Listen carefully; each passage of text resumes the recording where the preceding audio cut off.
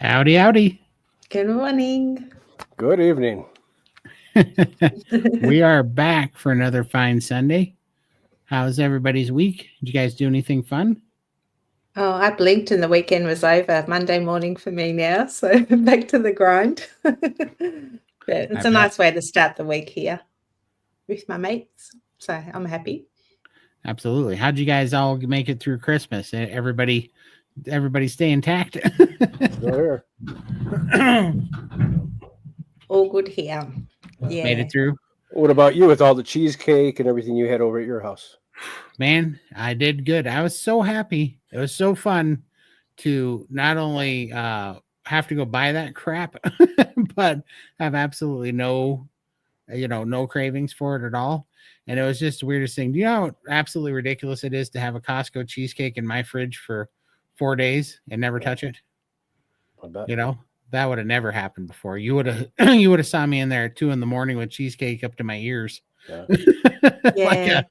like an animal when they're going for it. Oh, I made a bunch of salads for my girls because they love the salads with my prime rib that I did in the smoker. And as soon as we'd finished lunch, I packed it all up into little containers and I sent it home with my daughter. So there was no salads left over, so I couldn't, even if I wanted to. It was all gone out of the house, which is the way I'd like to deal with it. Right.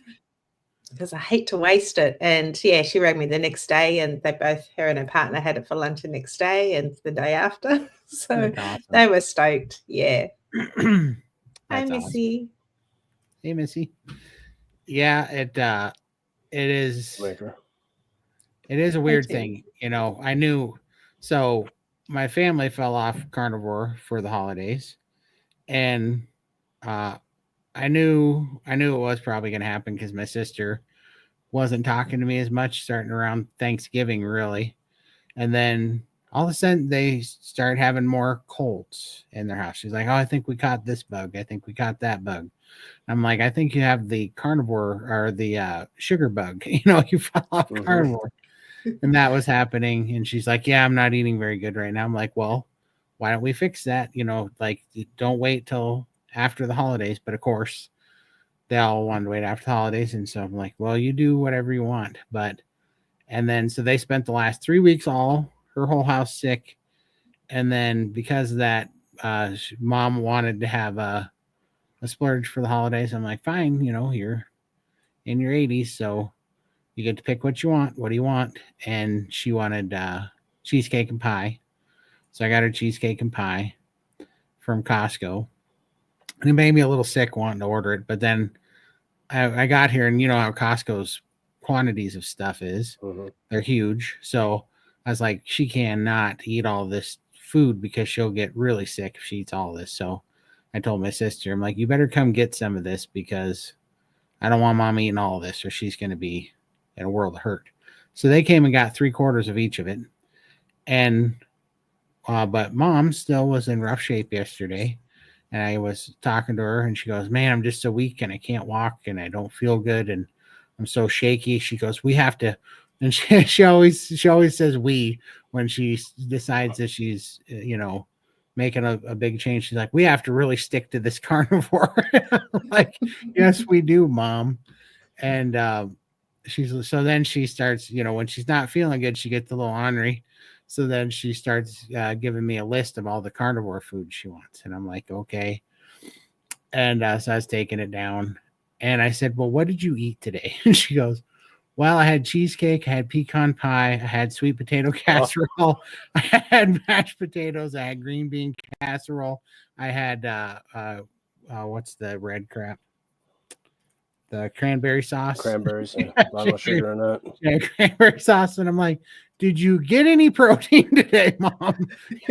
I didn't hear any, and I think we identified the only protein she got was from the bacon bit crumbles that was on the green bean casserole. So, but it just it was just a funny kind of learning weekend because that turned mom's head around. And so we sat there in the misery yesterday and I said, "So what did we learn?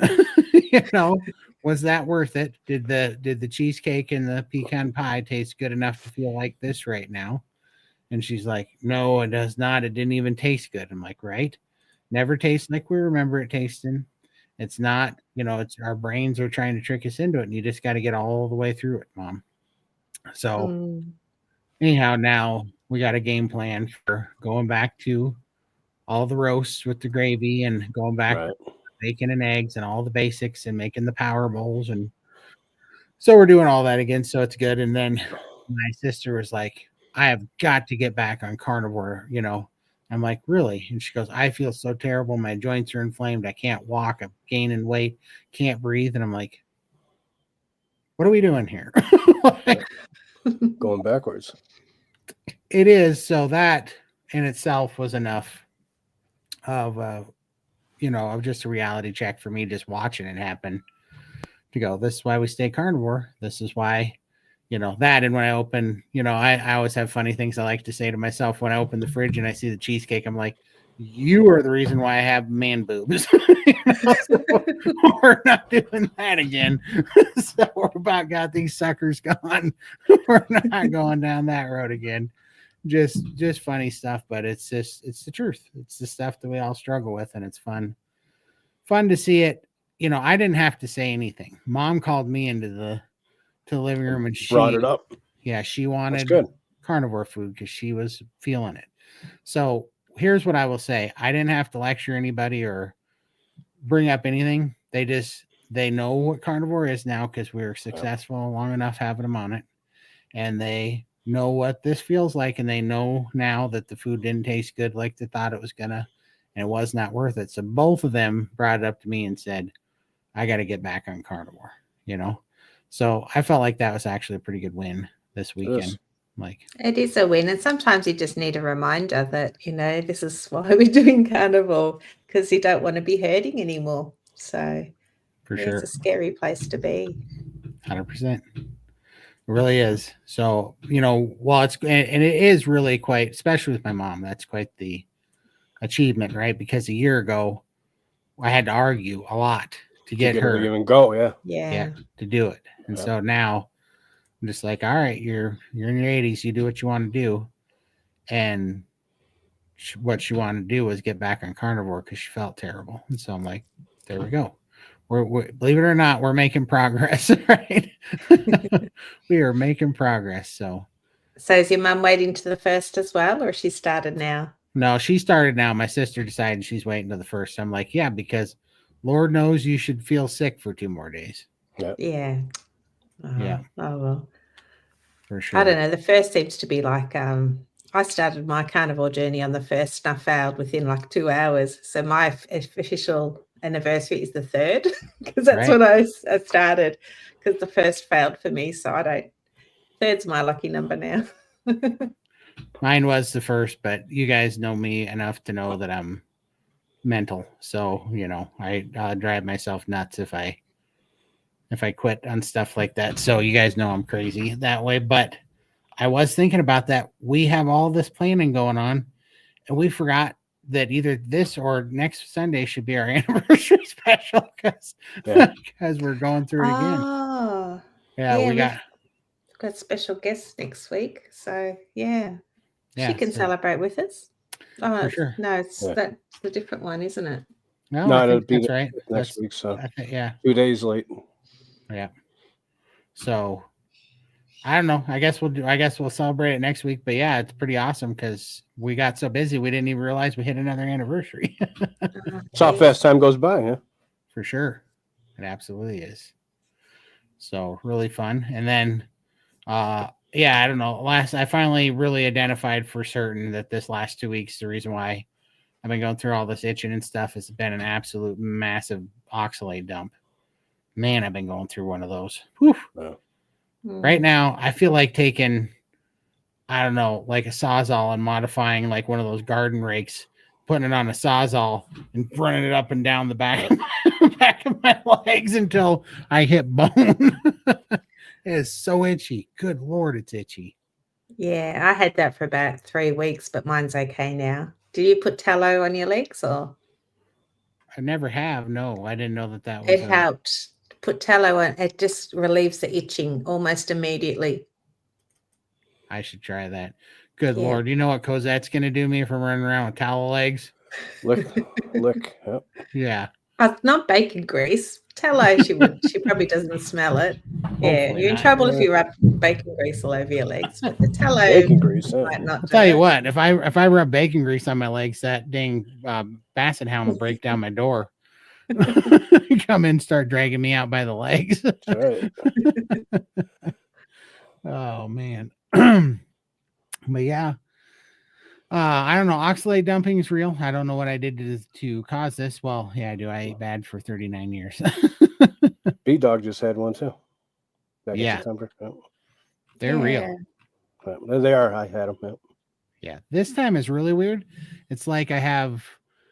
You ever been shot with a high-powered BB gun and you get the BB under your skin? Mm-hmm. No. Okay. Well, that's what We it haven't feels lived like. then, Lindy. Yeah, you didn't. You didn't have a childhood. Yeah. I know, sheltered. I was always used to getting them right here in the arm because you put your hand up when you saw it. Yeah. You'd always get one right here on the arm. Man, I had a bunch of those. You'd end up digging Or them the out. butt. Yep. Yeah, remember back in the day when kids, I literally carried a buck knife back then to dig out BBs because we would get them under the skin.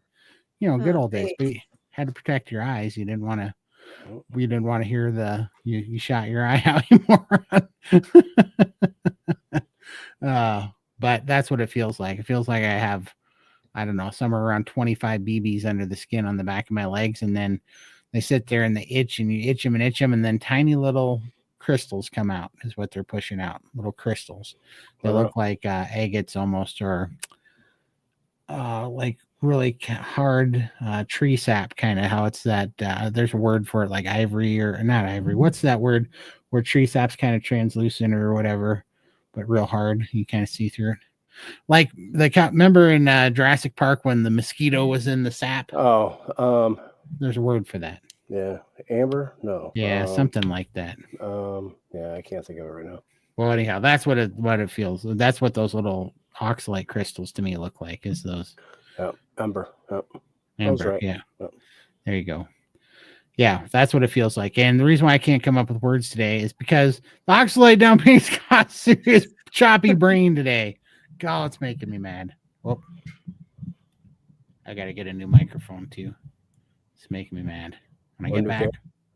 You're having a bad day, Todd. I am having a bad day right now. I think my camera equipment and my microphone are oxalate dumping too. All right. Let's see. We got some starred comments yet? Yeah, we do. Yes, we do. Well, here we go. Off to the races. I'll let you read them, Lindy, because my eyeballs are not working. Oh, I'll put my glasses on. Day 90 on Carnivore. Hi, Carnivore Odyssey. And still holding firm to Michael's advice to wait until day 100 to have my first weigh-in since the beginning. Doing a 12-day fast to complete the 100 days. Happy birthday. 12-day fast. Oh, you're going to be a machine like these guys. That's a whole lot of fasting. Congratulations, man. That's huge. We actually celebrated last anniversary with a 5-day fast. I don't know if it's celebrated, more like punished, but that was really good. I felt awesome after that. That's a good deal. That's actually good. Are we going to do that again? We should talk. I don't know. Lindy, sorry you brought it up now. No, I was going to raise it before, and then you got stuck into oxalate talk, and I thought, and then I lost it. Because do you want to? Yeah, I want to. I'd like to give it a try. All right, let's do it. But we need a new app because didn't our app close down? Yeah, we got it. There's a new one now that we're using. You got a new one? Yeah. Maybe you can post the link. It's called Easy Fast. I don't know if they have it on Apple, but it's up on Android. To see, check it. There's an app called Easy Fast, but there's no. It's single user. It's not multi-user, but there's no fees. You get all access to everything. It's awesome. I love it. That's awesome. Do you get the little badges? I used to like the badges. Yeah, it's got the badges up there. It looks just like what we used before. Oh, okay. Nice. That's awesome. Well, I'm down for 5 or 7 or 10 or 12-day fast, whatever you guys want to do. 5 max for me. 5? Let's do a 5. Right, if you guys are down. You guys can continue. I was planning on doing it anyways, yeah. Yeah. Oh, So- really? You're just gonna leave us out, and you're just gonna leave us hanging on the first of the new year, huh? Who? You? Me? Yeah. I wanted to do one through Christmas, but man, I've been so hungry. I do have to say though, I got to start after I get back from Mesa because I already bought all you can eat buffet ticket for the house. So stipulation number All right. one. So when you come, well, then you want to hold off another week. Well, we could start next Sunday, right? Because next All right. Sunday, So we start on the 5th, Lindy 6th. I think so. Yeah, basically when, all right. yeah, next All right, so- Sunday. That gives me So- time to prime properly. So And, And honestly, So- it might be next Monday because I'm going to be with Bella and Max on that Sunday, and I'm going to be driving back Sunday. So I'm probably going to eat on Sunday with Bella and Max if I had to Right. guess. One last time, huh?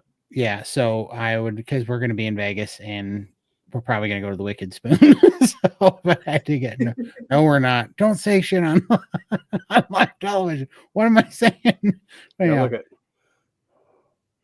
Can't start it on the first, huh? Yeah, exactly. hooligan fish. I was going to say you can't Right. start this on the first. We're eating together at heart. Yeah, well, there you go. For sure. But yeah, when I get back, Always from, an excuse. I know I'm always coming up with something to be slack. All right. So we'll start on the 6th then. The 6th sounds All good. right. And so 7th for Lindy. And so, all right, how am I going to do this? So I'm going to start on the 6th at 11 a.m. because that's how I do my long fast because it gets me through the first ones. I like to eat until 11, start the fast at 11 because then by the time I'm hungry, I'm in bed and then I wake up No, completely in a best way to do it. fast. Yeah, I agree. Yep. and I roll into it. So I'm going to start Yeah. at 11 a.m. on the 6th, or I might maybe between 10 and 11 a.m., but wherever I get my first steak in there. Yeah. I think then- that's the best way to do it because usually the first hunger is the worst. For sure. I 100% agree. And I've found that's my favorite fasting hack for all you guys out there. If you eat between like 10 and like noon, right in there, then you won't be hungry because most people automatically can do an OMAD standing on their head. Yep. So you'll be sleeping through that worst hunger part. So when you wake up, you'll be 18 plus hours into it. And then most people aren't hungry when they first wake up. So really you can get 24 hours into it before you hit the second kind of hunger period. So you kind of sleep through the worst of it. So Sounds right. good. I'm excited now. there we go. We're doing it. We're doing it. Tap that Oh. like button. Thank you so much. Thanks, Tim. Always looking out for us. Yes, Tim is awesome. Long time no see. I know it's been a while. Madonna's out there living the good life in the desert of Arizona right now. It looks awesome there. Beautiful. Is that your actual van? Because that looks so cool with all the colors. That's cool. To see a bigger picture. Like, is it flowers or? I don't know. It looks like it's covered in meat. Cuts of meat. Yeah. Yeah, it looks like it's the meat wagon. Oh, okay. I can't really see. It's so tiny on here. Yep. That's awesome. Got to give some love to Rumble too. I wish everyone would just come over here. Oh, I appreciate Hooligan. Hooligan's holding down the fort over here in the chat on Rumble. I appreciate you. Yeah, I've set one up, but I don't use it yet. We're going to start doing some more fun stuff at the first of the year on Rumble. We're going to start doing some Rumble only lives, get some people over here. And because, yeah, we do got to populate Rumble because we got a new administration coming in. We all get to flip the finger at Big Pharma and Big Food this next 4 years. So we need to have a platform where we can do it with style. So looking forward to it. G'day, Lindy. I'm new to your channel and fairly new to this lifestyle. Hi, Sandra. You're an Aussie too? Where are you from, Sandra? The G-Day is almost a dead giveaway, isn't it? G-Day. G'day. That's funny. Black Pearls of Wisdom Tarot. Hello, I'm nearing my 1 month on carnivore. You all inspire me so much. I've always been overweight since puberty. I don't know what to expect from this, but I have several health issues. Well, hopefully this fixes it for you. For sure. Yep. Good job in 1 month. Yeah, that's the tough one. just start stacking days on, and things will get better for sure. Yeah, and it's a slow process. Like I remember at the start, I was like, I'm never going to get to 1 year, and now look at me, I'm 3 years in. Yep. It's like, what happened? It's like I've blinked and I've lost 3 years of my life, but I've improved. I've gone from the couch and I'm out and about and traveling and doing all sorts of things. Never Never home. thought I would. Yep. Yeah, never thought I'd have this second chance at life again. So It's awesome. but just hang in there. That 1 year will creep up very quickly. Yeah, days go by fast. For sure. Neither Marsha are not tempted by a bag of chocolate. Guess that means not addicted. I think he was given a bag of chocolate for his Christmas party or something, and it's sitting he on his was. washing machine or something. Yeah. Co-worker gave it to him. Yeah. Yeah. All right, on this topic, I'm gonna bring up the controversy here. So put in the chat. I'd love to hear everybody's split here. Put in the chat whether you believe once an addict, always an addict, or if you think you can fully recover and be free from addiction. That's something that I would like to know the consensus on. That's really piqued my interest lately. So put in the chat what you guys think. I thought you were going to ask frozen steak or not. No, heck no. I was ready to say, I've got a frozen carnivore bar here. Those are delicious. Right Frozen carnivore bars are delicious. I'm like, yeah, I got to get you. Yeah, that's frozen. And it's so good. Those are I'm way hungry, better. so I got that too. I feel like it's a guilty pleasure. Right? Like it looks like a, what? But it's not. Right. It's not a chocolate bar, I but love it. And it's so filling.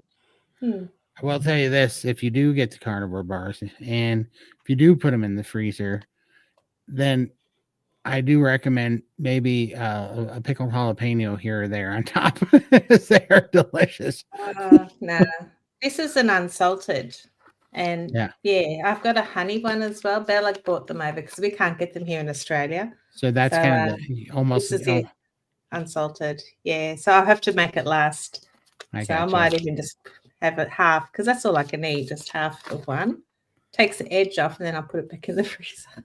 That's awesome. Carnivore bars needs to start shipping to Australia, for crying out loud. You're missing a whole continent. I would buy how much they charge for them. Yeah, the shipping would be more than the carnivore bars, I'm sure. Right. Yeah, but they're pretty good. I'd buy them still. I look forward to these every week. I always listen while closing up the shop and then driving home from work. Oh, thank you, Missy. Thanks so much.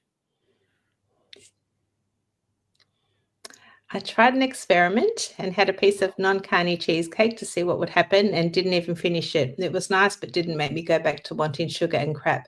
Answers my question about my addiction. Oh, good. That's awesome. That's a great experiment. That is awesome.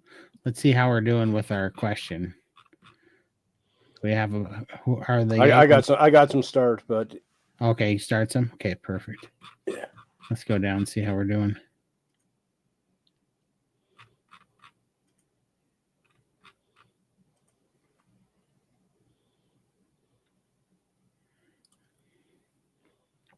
You can 100% kick addiction to the curb. I think so too. I think so too. That's the team I'm on. But I also think it's easy to go back on it if you overdo it. For sure. Well, yeah, I think so too. I think I get both sides of it. I really do. But I think it's just because my definition of it, which is probably wrong, but it just is. I don't see it at probably the clinical definition or whatever, because I think that it's not continuing to be an addict. It's getting re-addicted when you partake and then you go back to compulsive addictive behaviors. But because there's an argument that if you abstain and instead of moderate an addiction, then you don't know if you're free from the addiction because you're just not tempting yourself or taking in your addiction or controlling your addiction. I personally think that controlling your addiction is being able to not partake, is being able to abstain from your addiction. That's what I think control of an addiction is because for sure I can't moderate sugar. Heck no, I can't moderate nothing. I'm terrible at moderation, as it is. I mean, I can't even moderate doing YouTube. I love spending hours and hours on here. I don't moderate crap. But I know that about myself. But the difference is back then I could not, I couldn't abstain from it either. So once I was hooked on something, I couldn't abstain from it. It would drive me crazy and I'd give in. How about you guys? Yeah, once I got the off switch and I was pretty much going really well with the carnivore, and I was fine. And I would actually put myself in positions like Anna and just like challenge myself, go to a function and then just watch everybody else eat the cheesecakes and stuff, and it wouldn't faze me at all. I'd be there talking to people. Didn't worry me at all. But then I did have a bit of a crash when I came back from Texas, and everything went sort of, I think it was more an emotional, I needed that emotional fix, if you like, because I always turn to food for comfort. And I think that's what got me. But now that I'm back on and I've got my off switch and I'm fine again now. But I think when the world looks really gloom and things happen, you've just got to be very aware of it and don't put yourself in those challenging positions, because I think when you're at your weakest and you do let that one little thing in, then you can spiral very easily. I find I do anyway. So I'm not saying it's an addiction. I think it's more of a comfort thing, because that's what I've always been drawn to when things are looking a bit sad. So, yeah. That's awesome. I'm just going to put some of these up here. So Joel says, once an addict, always an addict, and always an addict. Even though I can stay away from my old junk foods, I think if I tried to dabble, it would be a problem for sure. I 100% agree with this, and that goes right here as well. I agree with this, but I guess my question, this is just an honest question because I have no idea the I don't know, I guess the clinical terms of addiction and whatever is. So if being an addict means that you can't dabble with addicted things and then not control them, what is being able to abstain, and what is never have tried something that was addictive? Like I would like to know those three definitions. So something that you tried, got addicted to, and then through whatever means you got away from it and you're now able to abstain from it, right? So whatever that is, versus never of trying anything and going, never trying anything like let's just say heroin or meth, right? If you've never tried it, but you also are able to abstain from it, versus trying something and not being able to abstain from it. Okay, so you see those three kind of definitions. There's one where you tried it, you were addicted to it, and now you can abstain from it. One that that you tried it and you can't abstain from it, and one that you've never tried it and a certain addictive substance. Because that's what I'm trying to figure out, what those three definitions for those three things would be. Because in my mind, I tried sugar, I became addicted to sugar. There was a long period of my life where I couldn't abstain from sugar. Carnivore gave me the satiation and the hormones and the health to be able to finally abstain from sugar. And I don't have cravings for sugar anymore. So I feel like I'm no longer an addict. But what I get told sometimes, which I'm not saying that's wrong because I really don't know. I feel like it's wrong, but I don't know. It's at least my definition of addiction. It feels wrong. That just because I abstain from eating sugar doesn't mean that I'm free from the addiction of sugar, because the only way you could tell is if you ate small amounts of sugar and controlled it. So, but then my question would be, does that mean I'm also a heroin addict because I've never tried heroin? But the only way you can prove that you're not an addict is if you can take very addictive things and control it. And wouldn't that mean that we're all addicts at some level, because I don't know. I would say that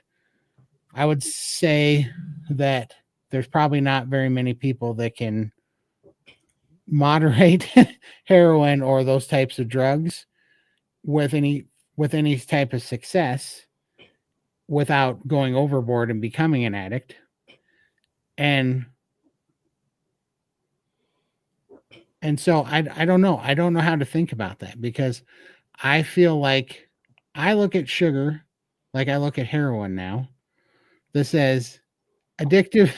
These things are addictive, and sugar, is provably more addictive than heroin, right? So it's not surprising at all that I would be addicted and not be able to moderate sugar, and it's not surprising at all that I wouldn't be able to get re-addicted to sugar. But that doesn't leave any room then. Yeah, and it doesn't mean that the only way that I defined being free from addiction or healed from addiction is the fact that I can, with ease, stick to my guns and not give in or have cravings for it, and be able to abstain from it altogether. That's what I feel is freedom from addiction. I don't understand the logic that says that to be truly free from addiction, you would have to be able to moderate really addictive substances. I think that you're fighting a real uphill battle and you're treading water to try to play with something that's so addictive, especially if you have real addictive tendencies. And like, I don't understand the purpose of that. I don't understand why you would want to moderate those things and play with fire, I guess is what I'm saying. Unless, I don't know. Let me know what you guys think in the chat. It's like when your mum says, don't touch, it's hot. What do? You touch it and you burn yourself. Right. And I think sugar's the same thing. You can't moderate it. I can't sure. Anyway. Yeah, it's one of the things that I'm not supposed to touch. But yeah, I do think it's more, if you use sugar for comfort, like we've all grown up eating it. It was never like we didn't know what we know now. Right. So yeah. All right, I got to bring. Let's see. This is a fun conversation. I didn't know I was going to start crap today, but I want to get into this conversation. So Damon, love Damon. So Damon's in the SBG. I have all the respect in the world for him. Damon, I got to ask you. Avoidance is not a cure, which I agree with, but I don't avoid it. I'm like, this is what I've been sending these guys pictures of the stuff that's around me. Like, I had to go into the bakery and buy the guys a bunch of. Because the guys that work for us, we bring them in coffee, donuts, pastries, muffins and crap on Monday mornings. My family's gone that usually does that on vacation, so I had to go do it.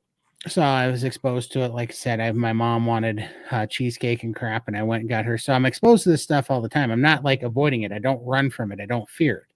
Now, what I am saying is that when I'm there, I don't crave it, and I have all the willpower to not partake in it. But I do agree that if I did partake in it, especially if I talked myself into being able to do it twice or three times, I think I'd just go off a cliff and I'd be gonzo. But knowing that I'm not letting my guard down at all. Like, I know that stuff will ruin me. Like, I really look at sugar like it's, crack cocaine, like it like going off the cliff and just OD, and it's just going to be the ruin of me if I touch that stuff. But I don't know if that makes me an addict, then what do you call what healed, where I used to not be able to abstain, and I couldn't have went and bought that cheesecake for my mom and had it in the fridge without going and eating it. There was a 39-year period of my life where that was not an option. I was going to be in that thing, eating that thing no matter what. So then what do you call what happened to where it can be in the fridge now and I don't crave it at all? Like, I don't have any weakness to it.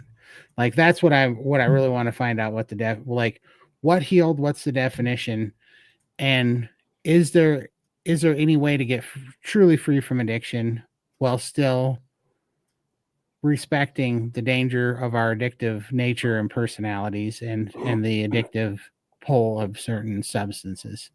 That's what's in my head that I'm trying to figure out, because I don't know, and I really want to know the answer to it. Oh, it was desperation. We wanted something to work. We were all had our one foot in the grave. We wanted carnivore to work. We wanted to feel great. And it was difficult to start. And once we got that off switch that we've all never had, Yep. things just became easier. But we were in such a bad place that we couldn't risk going backwards. And we knew what we were doing was going to put us in the grave ASAP. So For sure. 100%. And that's why I don't know, I'm so excited, because Dr. Phil's going to be doing this Finding Your Why course with the admin of SBG, kind of helping us understand mental health and addiction better, which I'm looking forward to. And that's why that's why I want to have these conversations. I'm not saying I'm right. I'm not saying I have any clue what it is. I'm just trying to get to the bottom of it. Jules, Todd didn't intend to start something too not late. at all. This is why I love this community, though. I'm not going to name names, but other communities, you even start to ask these tough questions to try to understand, and then everybody freaks out, and then it's a big hurt feelings thing, where that's not the intent at all. We got to be able to have hard conversations to get to the bottom of things, All right, It's not a one size fits all, is it? Like, No. we've all got our different reasons and why we're on it and how we've stayed on plan. It's different for everybody. It's nice to be able to butt heads and talk about it. Yeah, let's see. I want to make sure I didn't miss one from Damon before too. I don't think so. Okay, so if your concern is that If oh, if I thought you were saying okay, there you go. If your concern is that you will develop a physical dependency on sugar, you needn't worry. That kind of addiction, like one might have to heroin, is simply not going to happen. Okay, so you can't. Psychological dependence. Oh, psychological dependence. Okay, I got what you're saying. I don't know. I don't know the different types of those addictions. I really don't know. I mean, here's what I do know is that my dad was addicted to sugar enough that it was literally killing him, and he was losing his circulation, and he was about to have a leg amputated, and he had cancer, and he had stage 2, or no, what was it? Stage 3? What's the one where you have to be on a dialysis? Is that kidney or liver? it's kidney. Kidney. Okay, so because he was doing the dialysis, and he was stage 3, so obviously he was dying. But all the way through that, as those things progressed, he could not stop drinking soda, and he would still eat ice cream, right? And he'd get sicker and sicker, and that got him. And and this is not a question. What kind of if that's not psychological, is it physical? Or what kind of addiction does sugar give us? Because I don't know what those addictions give you. I don't know what kind of sugar addiction gives you. That'd be something interesting to look. I haven't looked really closely into this because I got so free from it from carnivore. I got that off switch, and so I was just like, oh, well, I guess we'll see how that works. But I just haven't had the pull at all. So I haven't looked closely into this until lately, because I really would like to know the definition, because I don't know what kind of addiction that is then, what kind of addiction sugar is. Or what, I guess you're saying there's physical, psychological, and somebody said there was even a third kind, I think, once.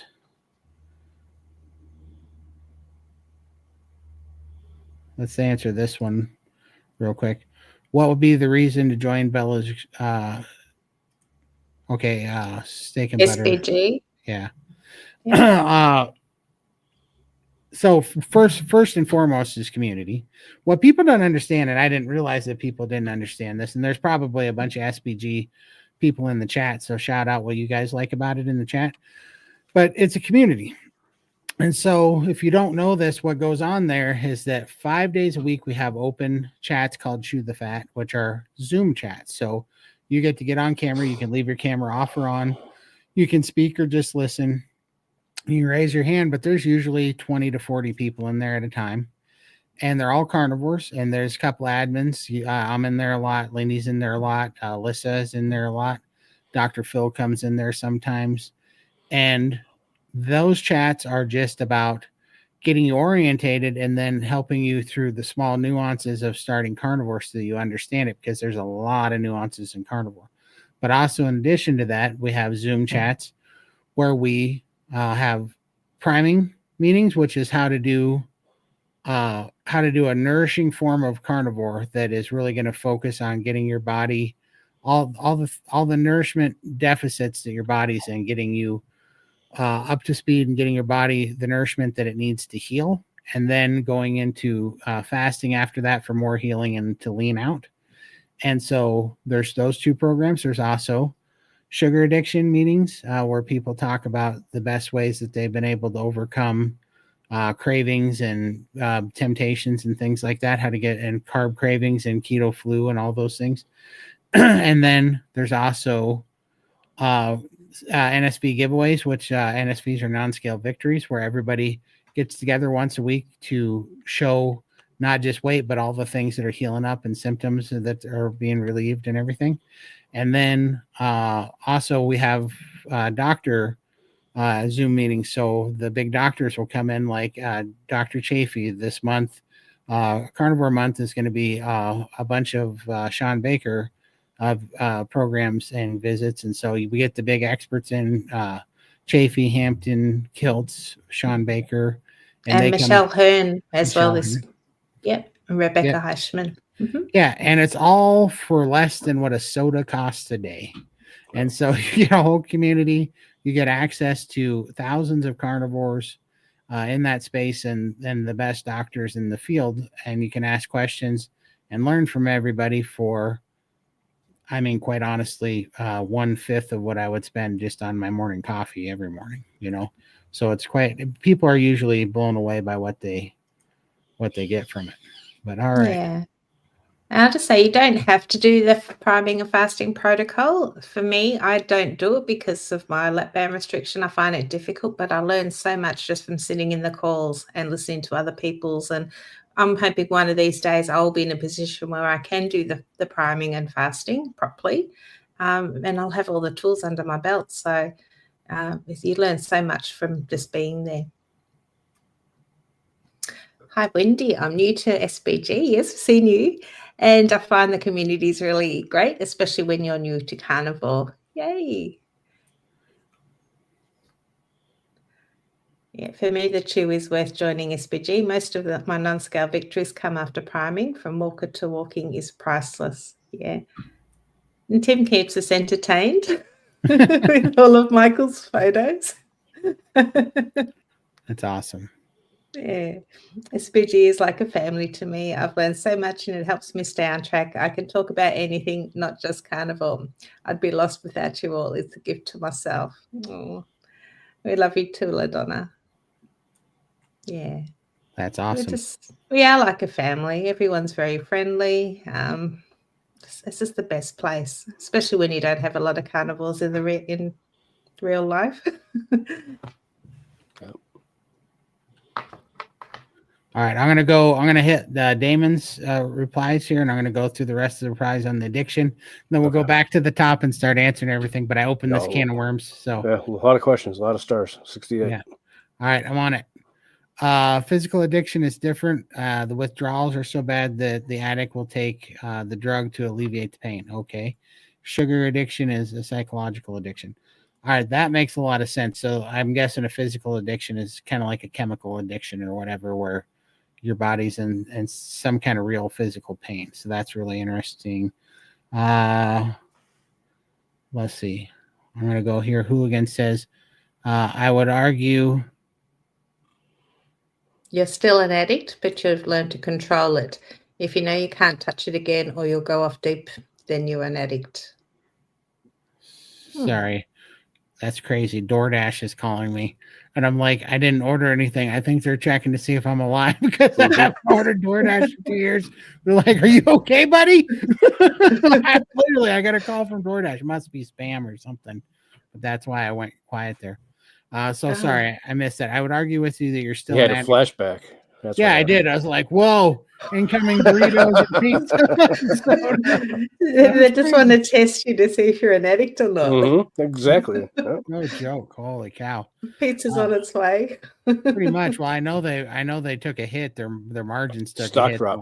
Yeah, they're like, hey buddy, can we get you something? All right. I would argue with you you're still an addict, but you've learned to control it. If you know you can't touch it again or you will go off the deep end, you're an addict. Okay. Yeah, I So like that. and I take that for sure. But Always a but. well, does that mean I'm an addict to everything? Because here's the thing. I would bet you that I can be an addict with just about anything because I seem to just have that personality. Sure. Right. You can. Yeah. Yeah. And I think there are some people that just aren't prone to being an addict to anything, So what I'm saying is because I've had sugar and I've been addicted to sugar, but now I'm able to control it and abstain from it. But I haven't had like meth, but I'm sure that I would get equally as addicted to meth as I do sugar because I'm crazy and I get addicted to everything that I do.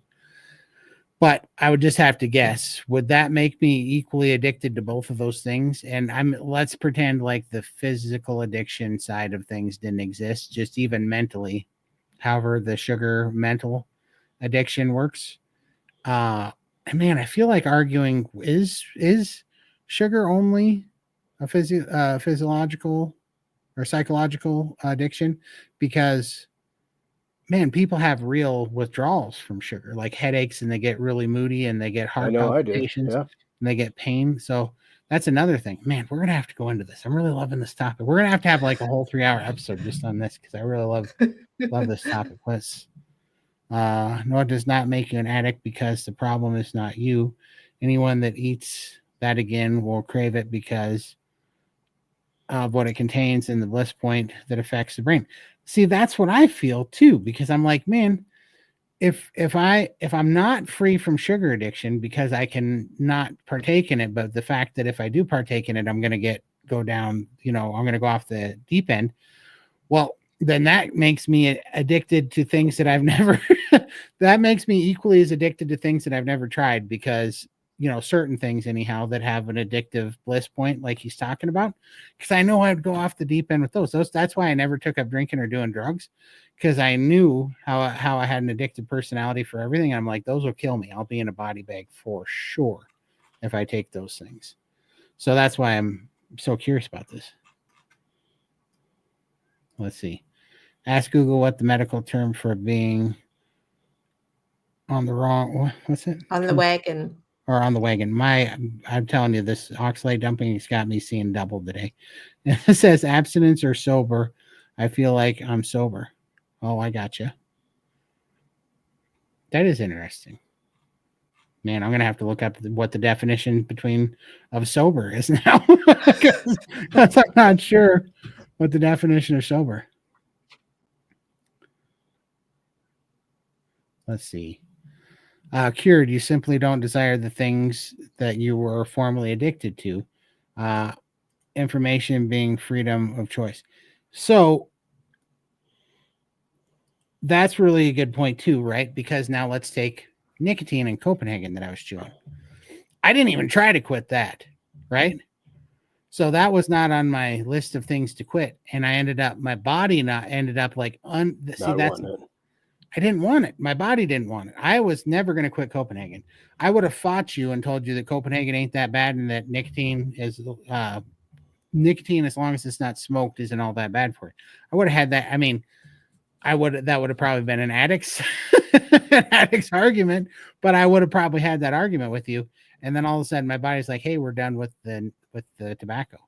And I didn't even try to quit that. I was not planning to quit that. There was no struggle or work involved. That just peeled off of me. Let's see. The addiction may always be there if you choose to return to it. I believe. Yeah. I think the grace is that we are given to avoid our addictions in order to heal is what sets one free. I believe that too. I do believe that. Man, This is a really fun conversation. You can have withdrawals giving up sugar. It's an addiction. For sure. I totally agree with that. Oh. 100%.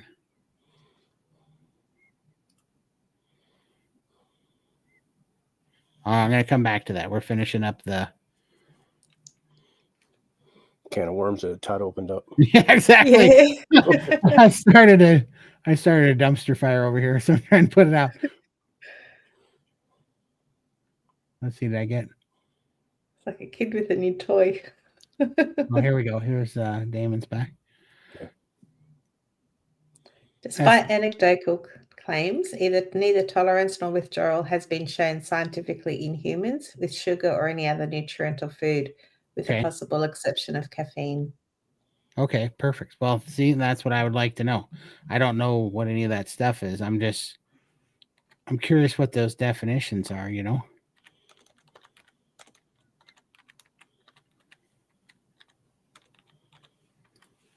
Exactly. Arguing the new addiction. 100%. It's a better addiction though, because arguing ideas and thoughts, that's how you find the truth. That's why I hate the term the settled science. Is like science is never settled. It's got to always it's got to be undefeated. Then all comers welcome. I was addicted to coffee when I was working in retail. I was always jacked up to coffee. Then I quit for two and a half years, and then went back to coffee, and now I can moderate it. That's interesting too. Huh. I'm still not going to try sugar, but that's awesome. To that, I say it depends on the person. Am I a sure addict or an alcohol? Am I a sure addict or an alcohol? No, I can either be either and be totally fine. Sorry, I'm messed up now. I've got your exercise. Yeah. But I'm sure if I touched meth or heroin, I'd be having issues. Yeah. Yeah, exactly. And yeah, I don't know. So part of this, I think this is what I think gets me in trouble in this conversation is I think we're all pretty close to being on the same page.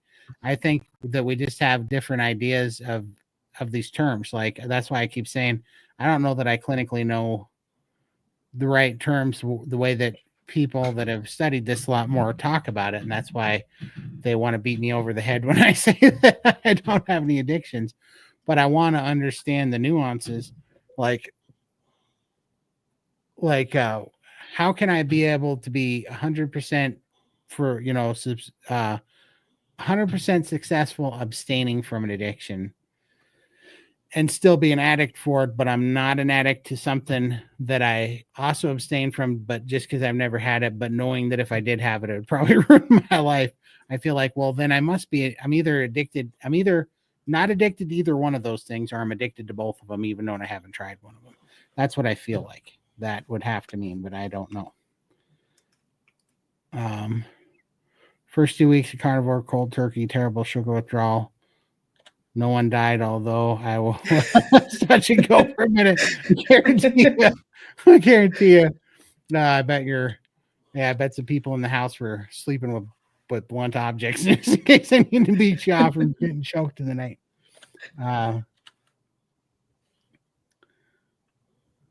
Okay. Experience sugar and physical. Okay.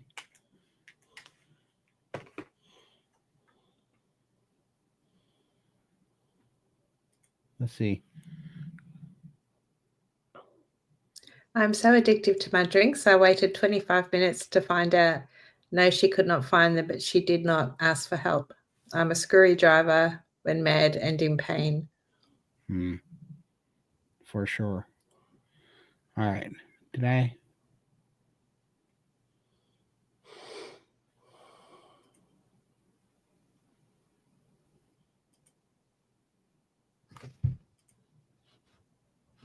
All right. I'm gonna answer. Oh, sorry. Did you have one you wanted to put up? Yeah, that was the one I was going to put up. Okay. Yeah, it's Todd. I could have missed it. I'm sorry if you end up repeating it. When you stopped smoking, did you cut out all sugar? So So I stopped smoking a long time ago. So I smoked, I said 12 years, but I went back. I was like, no, it wasn't 12 years. And I counted it, and it was about 8.5 years that I smoked Marlboro Reds. I quit smoking Marlboro Reds because they were going to kill me because I had asthma and I couldn't breathe as it was. And so that was a really bad idea. But I was also chewing Copenhagen. So Copenhagen, though, I chewed for 26 years, and I was up to 2 cans, almost 2 full cans a day, some days over 2 cans when it was stressful. And I was so addicted to it, I'd leave a lipper in all night long when I slept, which was really stupid because I had a CPAP. So I'd have to put a lipper in and then put the CPAP on it, and then it would dry that crap to my teeth and my gums. It was crazy. But yes, I quit everything. I was 10 months and 27 days exactly into carnivore, BBB&E, so beef, butter, bacon, eggs only, and I didn't drink anything but water. So I was off of all sugar, and I only ate. I was off sugar. I was off of dairy, other than eggs and butter, if you want to call that dairy. But yeah, that was all that I ate. And after October 26th of 2023, I stopped, and I just didn't want it anymore, and I haven't craved it since. It's been insane. It's good. Yeah. So there's that. All right, I'm gonna go back up to the top because we got a whole bunch of these, and I didn't mean to make you guys wait. Yeah. I think we taste the memories. Yeah, true. Yeah. And it's funny because the memories don't taste like what the food tastes like today. Yep. Yeah. Yeah, cheesecake used to be my number one sugar addict food. Mine too. I went ape one year. I could probably tell you it was probably somewhere around 2005. We got Starbucks. Yes, I live in a town that's so small that we didn't have I'm old enough to have lived in a time when we did not have Starbucks. And so we got our first Starbucks in Bozeman, and it was in the Barnes and Noble's bookstore. In their cafeteria, they had a Starbucks. And if you went in there and you got a Starbucks in Barnes and Noble, they had Cheesecake Factory cheesecake in Starbucks. That was fun. And so we don't have cheesecake factories here. That's why that's a big deal. And so I, for one Christmas, bought 2 full cheesecakes, and those, the full cheesecake factory cheesecakes, they're huge. They're monsters. And I bought 2 of them because I knew I was taking one of them to the Christmas party we're going to, and the other one I was going to eat when I got home. I sure did, because I loved cheesecake. It was quite the scene. It should have been shown on Natural Geographic or something. Brain is a terrible thing when it's under the influence of sugar. Yeah, for sure. That's for sure. The question was the pleasure of the carbohydrate flavors worth the experience of pain? Absolutely not. And that's what I'm loving so much about my family. I didn't have to bring that up this time. They already knew it. They were saying that didn't even taste good. Man, I can't believe how bad I feel. My mom, right? My mom, who's struggling right now cognitively, she even goes, it's so crazy how much worse you feel once you've gone carnivore, how much worse the symptoms are. My mom even noticed that, so it's a good sign that that's going to make the real lasting difference. We had cheesecake available at church today, and someone asked if I wanted any. I thought to myself, no, I don't do drugs. Exactly. Just say no to drugs, Tim. Cause and effect, feel better on carnivore way of eating, 100%. Yeah, we have so much to lose now. Your freedom. You go back to how you were before. It's not worth it, is it? No, not at all. It is so crazy. I'll let you read that one. I'm going to catch up. Hey, B-Dog. Hi, guys. I'm doing okay. I work every other Sunday for now. Yay, carnivore. I learn that all the time. January 1st, my plan is to also stick to my meal times of 10 and 4.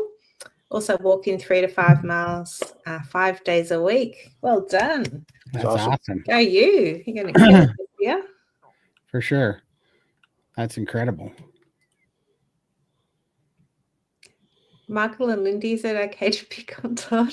Always. It's open season. Bring it, Timmy. Bring it. Is that why I've been itching off and on? Yeah, I had the oxalates on my legs as well. This just a couple of months, weeks ago, about 3 weeks, and tallow that gets rid of the itchiness. It's been fantastic. This is how crazy it is. I bought a DeWalt cordless 20-volt DeWalt kit, and one of the things that's in it is a palm sander. And I actually looked at that going, I wonder if I can put that palm sander on the back of my legs and get to that dang itch that won't go away. Yes, nasty. Yeah, it is super itchy. After opening up my can of tallow, does it need to be stored in fridge or dark cupboard? Dark cupboard is fine. Fridge is safer. Dark cupboard is absolutely fine, unless you're like reusing it and it's got meat chunks in it, which even the fridge is going to be bad after a while. Yeah. So, but as long as it's clean, you don't have to refrigerate it. In my opinion, I don't refrigerate my tallow. Yeah, I have mine on the kitchen bench. I buy the 1 tub, the 1 litre tub. Well, 4 litres. It's a huge one. And I just have it sitting on my kitchen bench. It's fine. But it's not glass. It's a plastic. So, yeah, I don't know if that makes a difference. For sure. Lindy, your comment on Live with Kerry the other day encouraged me for avoiding a hip replacement. I want to go full in with carnivore. Oh, great. Awesome. Yeah. It's awesome. Look, I thought I was going to need surgery, and now I'm walking around, and as long as I don't overdo it, I'm comfortable with it. I'm not going to go for surgery. But it just felt like my leg socket was going to pop out of my hip. It was that bad. Yeah. But no, I can deal with this. It's manageable now. And I think it will continue to improve as I keep losing weight and I keep being carnivore. Yeah. Yeah, definitely. Do you know if those oxalate crystals can cause really bad weeping lymphedema? I don't think so, honestly. The reason why I say that is the lymph impact. So the tissue that oxalate dumps is not the tissue that's lymph impacted. So I don't get oxalate dumping in the tissue or the fat that's impacted with swollen lymph tissue, because that tissue is not healthy enough to oxalate dump. It actually, where I oxalate dump is the tissue that is healing and that is getting the most lean. So right now I'm oxalate dumping on like my shoulders and the back of my neck, which is lean tissue, where I have the least amount of body fat, and also on the back of my legs, because I'm so much more active that my thighs are getting muscular and lean, especially on the back side. And so that's where I'm getting down to the nitty gritty of kind of, I think, what's left in those fat cells there. So long story short, I don't think so. I think I only oxalate dump out of healthy tissue, and I don't consider that to be lymph impacted tissue. I don't know. What do you guys think? Yeah, I think that's a totally separate issue. The lymphatics. Yeah. Do you have a vibration plate? They're fantastic. Don't think we can say that enough for if you have lymphedema. They help a lot just to try and get that fluid out. But yeah, not pleasant. For sure. That carnivore, just stay strict carnivore. For dairy, I think for all of us it does flare up our lymphedema, so maybe stay away from dairy.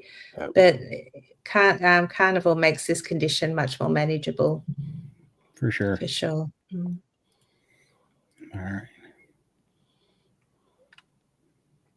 Please talk about the different symptoms of oxalate dumping. Well, for me, it's brain fog. This is literally why, like, I'm having a hard time seeing a little bit in the screen, and then also, I don't know. I have a few things clearing up, and one of them is dyslexia. Like, I've always been dyslexic my whole life, and on certain days it's really good on carnivore, but today it's not good. Everything's just getting flip flopped. That's one thing, is brain fog and kind of choppy. Even my sentences are not flowing very smooth today. That's one thing, is brain fog. But the telltale signs is super itchy skin and then it breaks out and it's like little zits, and then they turn into hard little bumps, and then you start itching those, and then out of those come these little crystals, these little oxalate crystals that are pretty crazy. And then it also comes with you kind of feel like you're low key fighting a flu or a cold or something, like you're just a little bit under the weather feeling, and it's just this kind of yucky feeling. And and the knee pain, the joint pain, holy crap, did my knees were so sore this week. It's been crazy.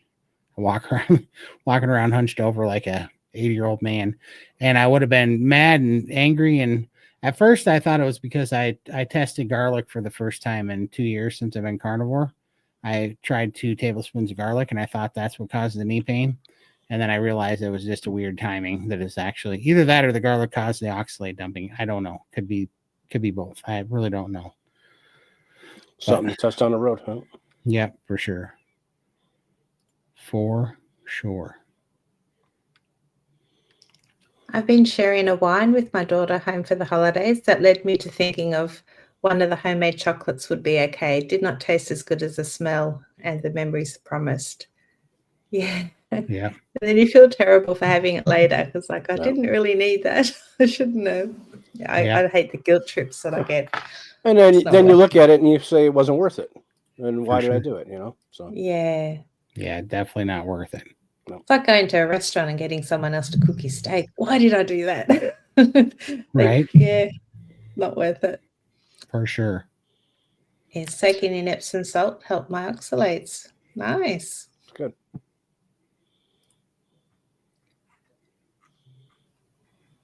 That's a well thought out plan. Todd can tell you all have done this before. For Is that sure. for the fasting, is it? I think so. Thought Yeah. out plan. Yeah. Probably. Oh, thank you so much. Appreciate it. I'm gonna tell my mom that though, because I'll screenshot that and send it to her. that'd be good, because when she's going through carb withdrawals, especially after falling off the wagon, she doesn't think I'm a good son when I'm withholding the sugar. She gets mean.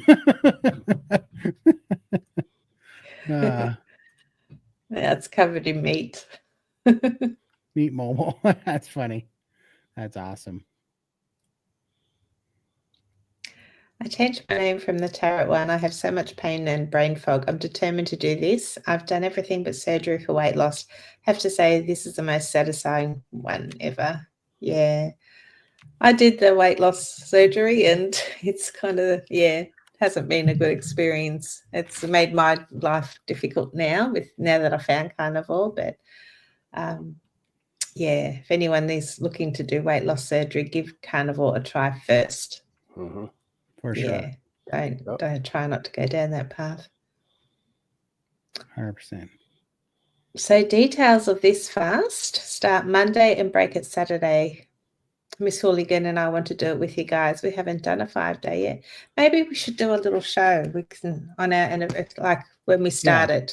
We'll do we can all start together. So we'll plan it, schedule it in.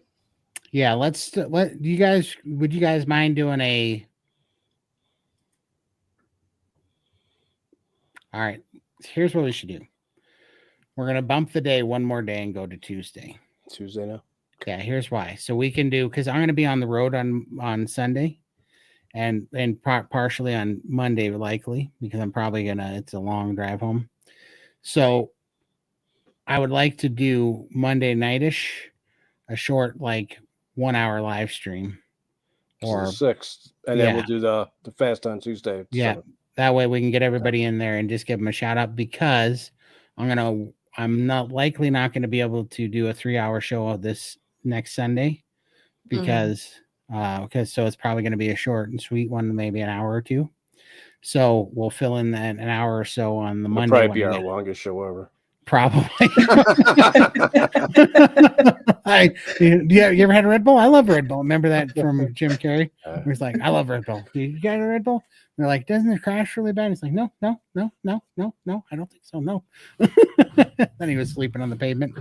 I love that one. I forget what movie that was, but it was great. But yeah, well, I'm a little bit digressing here, but so Monday we'll do a live stream. We'll set up the details. Everybody can join us. We'll put it out there, and then we'll start it on Tuesday, the next day. So we'll shout out the app that you can join us in because we'll be in an app group. And yeah, it'll be awesome. It'll be the Cool Kids Fasting Club. But for now, everybody prime. Eat like it's your job, because you want to be Right. prepared for that 5-day fast, because you're not going to go without for 5 days. You want to nourish your body, get to the point that you can do this without white knuckling. Right. We want to see people with bite marks on their fingers because they took too big of bites. Like they're going for it. Got carried away. Just cooked up some carne asada on the Ninja Foodie. Thawed for Todd. Thank God. That's awesome. How did you like it, LaDonna? Got an air fryer on the way. Looking forward to trying frozen steak. All right. Well, I don't even know why this is in here. I'm moving on. Once you get past the first few weeks on carnivore, I found any cravings vanished. Yeah. And like, I understand that we might just be the really blessed, lucky ones. Like, I get it because there's a lot of people that struggle, and I'm not like, I get it, you know, well, sort of too, because the other thing is I did fail for roughly 39 years before I got free from the craving. So, but I'm just saying for 2.5 years before carnivore on keto, I failed miserably and fell off the wagon more times than I can count. So I totally get it. But I do think you need to take out all the sweetener and all the other bits as well.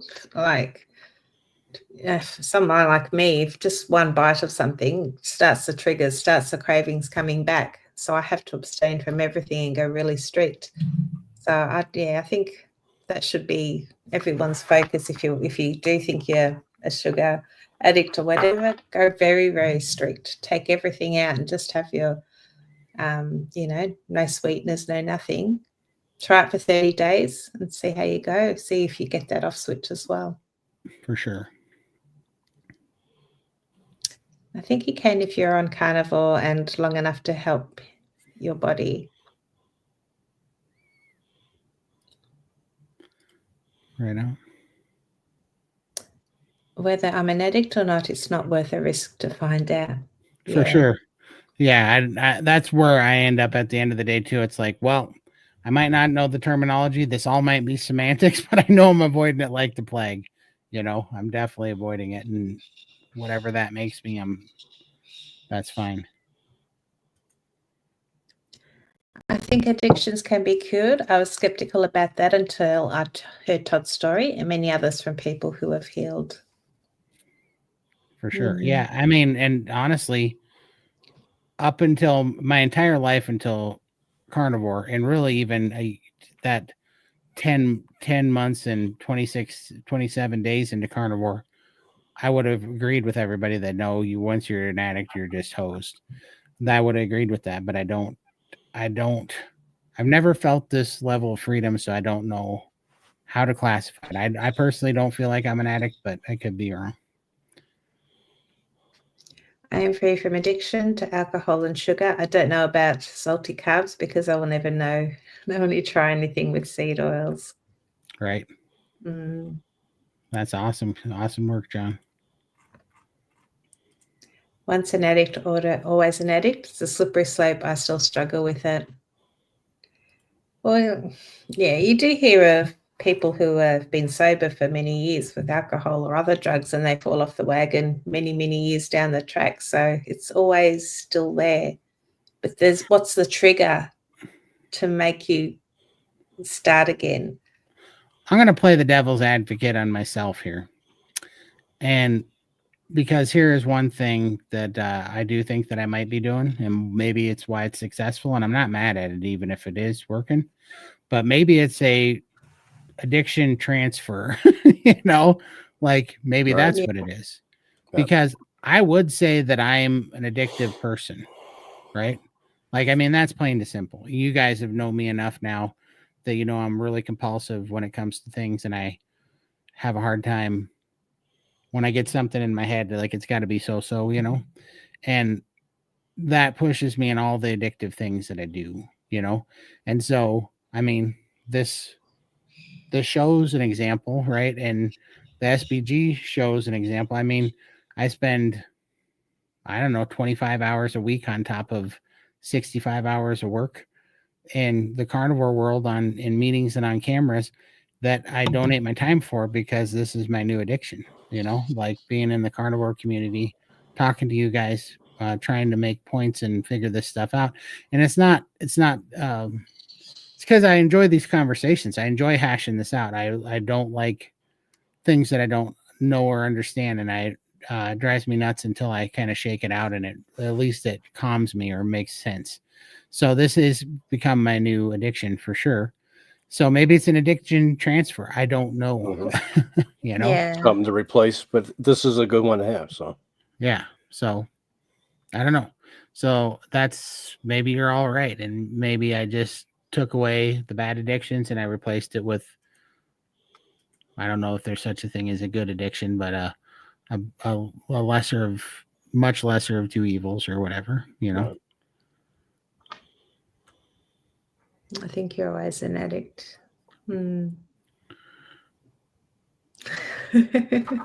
you go, Todd.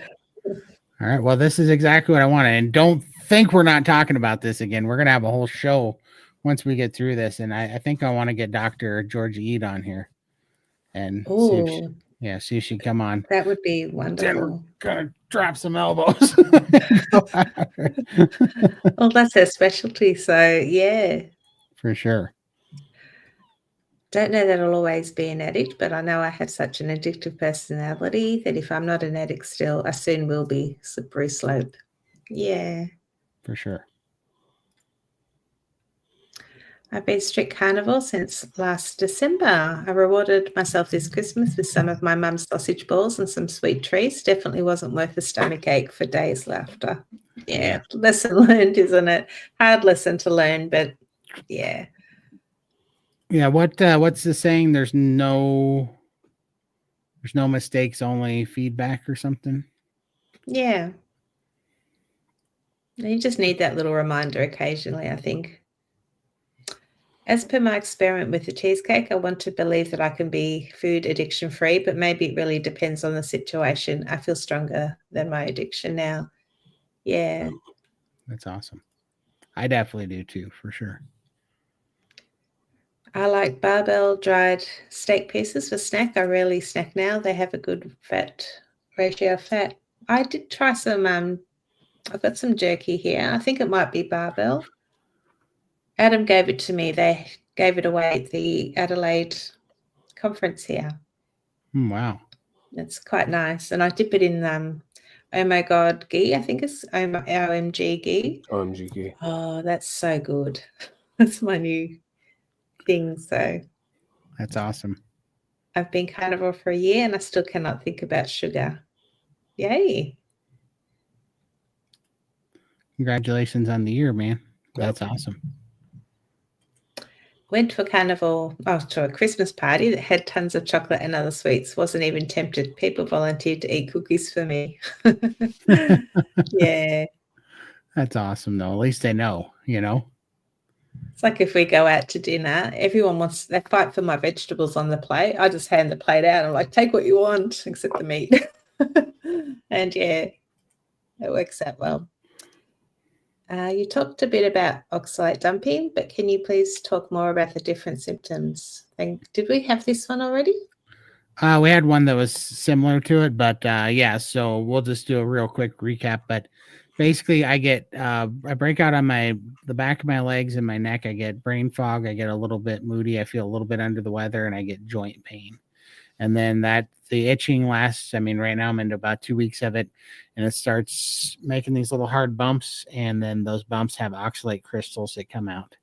Had quite a few of them. Sometimes they're big. Sometimes it's just a little pussy, like little whatever. It's just pushing something real tiny out that I can't see. But that's basically how that works. Very itchy. Like you want to itch you want to reach your spine. Like, ah. Yeah. It's crazy. If an alcoholic stops drinking, does that mean they're no longer an alcoholic? I don't know. That's literally the question. I don't know. So here's what I can tell you. My dad was an alcoholic till he was 34 years old.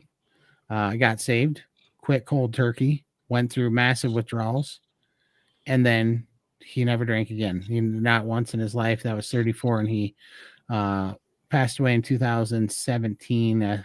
How old was he? He was 70, 73 or 74. And he never took a drink in his life and never missed it. So I would take that question back and say, did my dad die an alcoholic? Because I don't know the question to that, now, or did he transfer his addiction to sugar? And did he satisfy his alcoholic addiction with sugar? Because sugar is what ended up killing him, basically. Replacement. Yeah. Yeah. So these are the questions I'm trying to ask. I'm not saying that I know the answer to them, but these are the things that bug me. And then I don't know. I just want to know the answer to these things. Do you make deviled eggs? What do you use on it? Mayo, okay, pickles, or olive? So my favorite deviled eggs are mustard. So I use the mustard for flavoring, or I use vinegar. But my favorite, I don't use mayo because none of the I don't like avocado mayo, and it's still a seed oil anyways. But I love bacon mayo, and so I like to make deviled eggs with some hot sauce, some vinegar, and I make a bacon mayo, and then to get bacon mayo, you're gonna end up with bacon. So then I put little crumbles of bacon on it. If you're feeling a little spicy, put some cheddar cheese on top, and pickled jalapeno because I can do pickled jalapenos. It's one of the only it's one of the pickled foods and things like that I can eat. So I'll put a pickled jalapeno on it, vinegar, bacon mayo, crumbles of bacon, and then a little bit of hot sauce if I want it on there. And that's what I have. How about you guys? How do you guys do your deviled eggs? Deviled eggs usually vinegary. Yeah. Because ours aren't. Well, I've never have been here. I do mine. I'm funny with cooked egg yolks. I don't like them hard. Like, I don't know. So I actually put a bit of butter in, and sometimes even a bit of heavy whipping cream, and then heaps of bacon. And that way it's really creamy rather than having that. I don't know. I just don't like the texture of cooked eggs for some reason. Mix them with cod liver. Oh, those are good. I like cod liver. I eat cod livers all the time. Yeah. But definitely the crumbled bacon bits on there sounds good. Yeah. That cod liver could be good. I have cans of cod liver I eat in the mornings. They're delicious. Howdy, howdy. Jamrock and Lani, do you know them? I feel like aren't they in SPG? Oh, I don't know. But hello. Hello. I'm sorry. Yeah. I think I get what you're saying. It's the same as with smoking for me. I haven't smoked in over 20 years and have no interest, but I smoked a couple. I'd be hooked again pretty quick. For sure. Yeah. For sure. See, now smoking was a different thing, right? Smoking, I quit smoking. I craved cigarettes for 2 years solid, but I just couldn't do it because I had asthma and stuff. But then even after that, I craved cigarettes anytime. So the time that I would smoke the most cigarettes was when I was during the summer when we were working fireworks, which is kind of funny, but I would chain smoke because you were waiting for customers. So you'd sit out the back door chain smoking. Or when I was at the poker table gambling, I would chain smoke all the time. And so 2 years, I craved cigarettes all the time. And then for like the next 6 years, I craved cigarettes whenever I was selling fireworks or whenever I was at the poker table. No matter what, I craved cigarettes. And only on carnivore did the cigarette craving go away too, with the tobacco craving going away for chew. It's really weird. Very, very strange.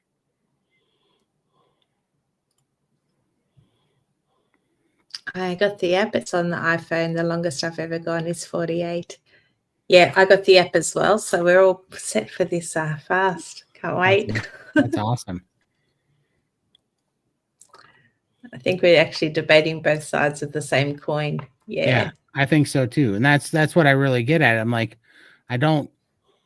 Well, and so when anytime that you are debating both sides of the same coin, then we're all right around the core of the matter, and we're all right around the truth. That's why I love having this and really hammering it down, because we've all narrowed it down to like this little area, and we are debating, and it comes down to these nuances and it comes down to these definitions, right? But somewhere in there, we're going to find like the meaning and the reality of it and where the real root of it is. And that's why we're definitely going to talk about this more. And we're going to dig into this because this is awesome. This is what we're here for. This is what, I mean, all this stems from addictions that are being pushed onto us. The reason that they make our food hyper palatable and to make it just light up our endorphin centers in our brain is because our food is they changed the definition of our food anymore, and it's no longer nutrients, it's now drugs and products, as far as I'm concerned, is what they're pushing us. And then they give us other drugs to chemically deal with symptoms that are, the side effect from the drugs that we're taking in our food. They're what they're calling food, and they get us hooked on it. And that's why it's such big money, because there shouldn't be anything in our lives that we couldn't. I mean, I say this all the time, and this might seem like a stupid thing, but you shouldn't be able to say, oh, I could never give up my coffee or my cookie or my donut or my cheesecake or my pizza any more than you should ever say, I could never stop wearing my favorite pair of pants. I could never stop, playing my favorite board game or something, whatever. Like, it should feel really awkward to us when we say, I could never stop ingesting this one thing that's a product that's made by a company. That should be our first giveaway that something's really wrong. If the idea of not having your favorite thing that you're putting in your mouth that's a product that's made from a company, if the idea of not having that seems impossible, like you could never live without it, you have an addiction, because you don't do that in nowhere else in your life. Do you sit here and go, I could never live without, my favorite pin, my favorite pair of pants, whatever, my favorite hat. Like, you would never say that. And it would come off really weird if you told somebody you could never not have your favorite hat on.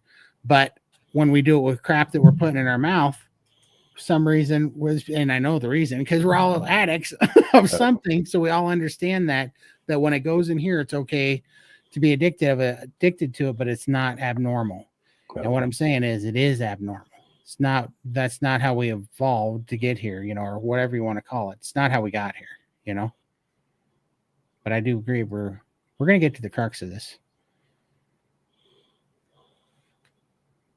Can you check your Instagram? Has Dr. Kilt said hello yet? I didn't get Instagram going today because I was having such trouble. He's probably sitting there waiting for it to start. I know. He's like, come on. I know. Every week he says hello. I'm like, he hasn't said hello today. I know. No, it's because I don't have it on. Down. Oh, dear. Wow.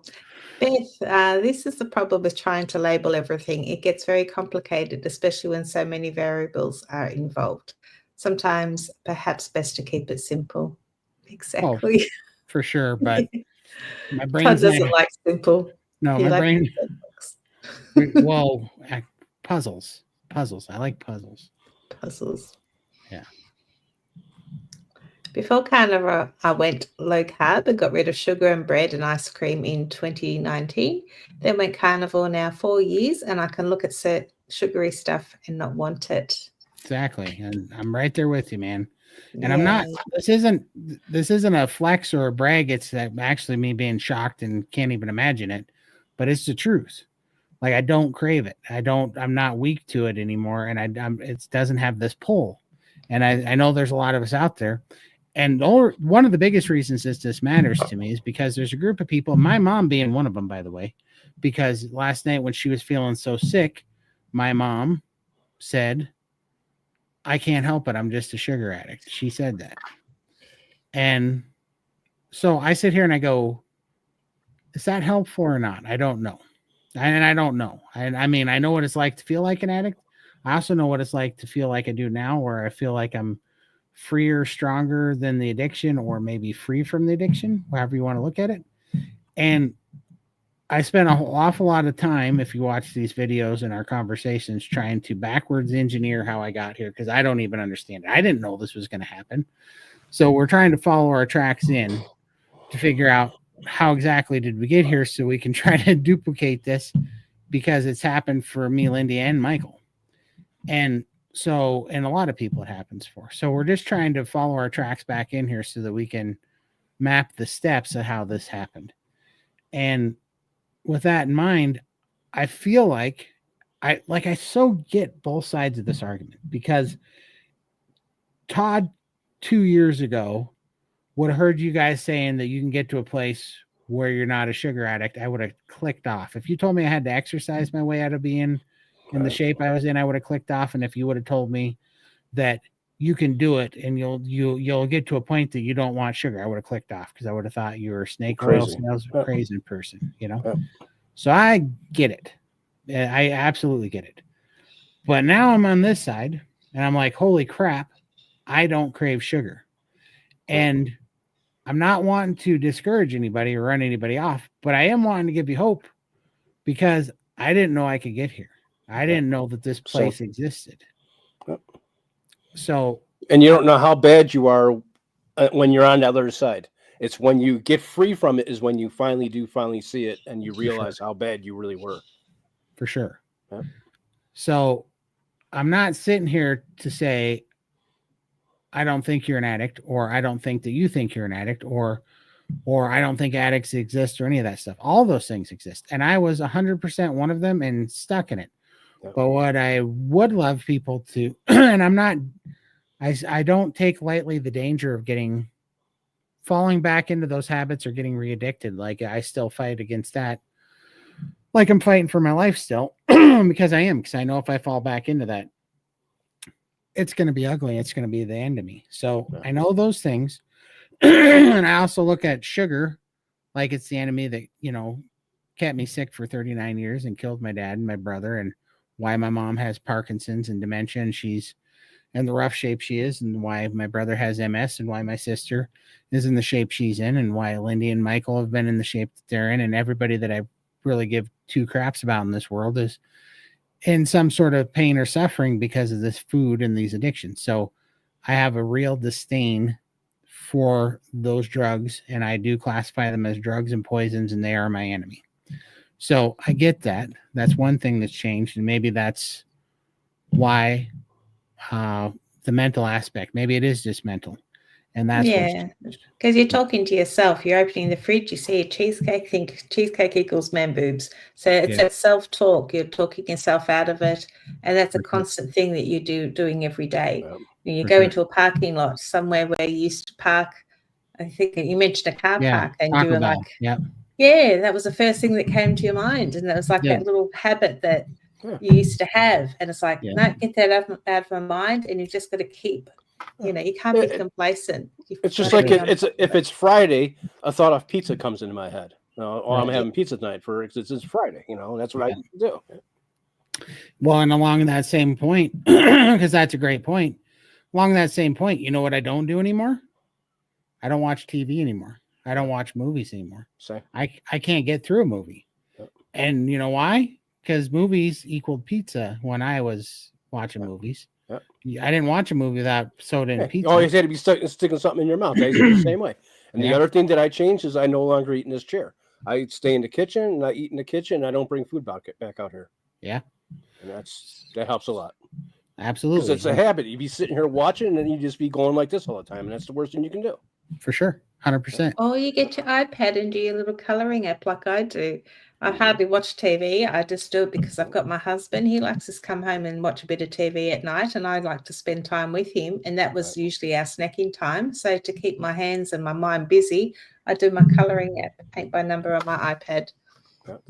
Keeps my hands and brain busy. I would love to know what ADHD is, because I wonder if I had that as much as I wonder. I don't know. Some friends of mine that had ADHD said that they think I did. It's hard to stay concentrated on one thing. You just keep getting distracted all the time. Right. Well, that was me in spades for sure. Same. But I was so terrible, and which caused massive amounts of anxiety for me. But that was a given. But also, do you have to have a lot of things going on at once to calm yourself? So when I'm not on camera or sleeping, music has to be blasting, or so music is always playing. Keeps you a little distracted, yeah. Right. So the music has to be going, and then I will have a video on with caps on YouTube on whatever carnivore video I'm watching. I'm reading the thing, listening to the music, and I'm usually answering emails on my phone and answering Instagram DMs and texts. And I usually have to have those three things going on at all times. And at work, it's no better. I'm drawing prints and typing up invoices and stuff while I'm listening to music, while I have a YouTube video playing with the caps going, with the captions going. So I don't know. My head's always been that way, and I get a little bit anxious or whatever. It's gotten so much better on carnivore. It's not even funny. But there's that thing, that side of me. And the reason why I'm saying that is those are the things that used to push me to compulsive, like taking everything too far, being super compulsive, obsessive with everything. Right. But now I've put it into the carnivore stuff. And that's why I'm not joking when I say I think about this addiction stuff a lot, because it just rolls through my head, because until you get the answer, you don't kind of feel free from it. It just sits there, and those ideas just keep rolling through and kind of clashing. And that's why I keep having these. So I would like to know, the reason why I didn't was because I was seeing people when they were prescribing me antidepressants and stuff. And we were getting to the bottom of that stuff, and they're giving me diagnoses. But then we got to that question about, I'm trying to figure out how to say this with the algorithm. So we got to that point of whether you were going to check out of here, whether you ever thought about it. And then I realized that I had raised some flags when I answered honestly. So I never got to do that again, because I realized that that they were going to possibly take some sort of legal action against me, Right. So then I never went back, and I never talked about the other things that were going on in the spaghetti bucket up here. So now that it's all healing and it's very manageable and everything's much, much better, I just wonder what those little, like they did tell me I was dyslexic, but I was just wondering what that really crazy fast head is all the time. I thought it was probably the caffeine and the sugar, but that's one thing. I can focus now on multiple things, and I can focus and retain 300% of the information that I used to be able to, and I can reach and grab the things, but I don't know what that is. Where before I couldn't do anything. I almost felt paralyzed because I couldn't focus on any one of those things. So you just felt helpless because you just stopped, and you just felt trapped because you couldn't focus on any of them. So it just started to be overwhelming, and then the anxiety would almost be paralyzing after that happened. But anybody, let me know if that sounds familiar, and if somebody ever told you what that came from. Let's answer this real quick. Oh, it's because I was 715 pounds when I started this, and Lindy was? I have no idea. 750 plus. Yeah. I don't know if the scale is error. And Michael was? 722. 722. So we're all over 700 pounds when we started this. So that's it's not a record that any of us are proud of, but we want to give people hope, because the reason why we did this, and the reason why we named it that too, was because when I saw carnivore, I didn't see any other 700-pound people that had come back on carnivore. The only people that they ever gave you any kind of hope to come back from 700 pounds was surgery. Yeah. And that's, for me, it was always watching 600 pounds, my 600-pound life. And that's what I always thought was the only way I was ever going to lose the weight that I had, is to either get on that show or get surgery. And that's what I wanted. That's the only way I thought I'd ever get away from it. But look at how this is working.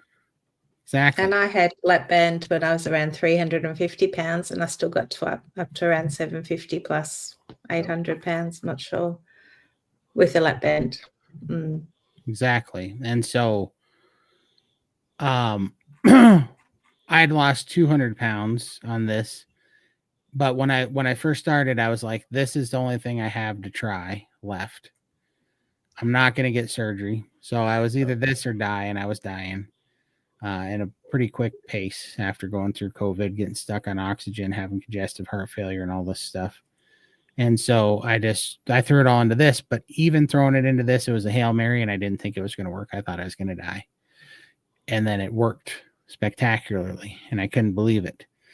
And I just couldn't believe it. And then so after 6 months, I was down 6 or 7 months in, I was down like 205 pounds. And Bill Knott on Carrie's channel was in the same boat.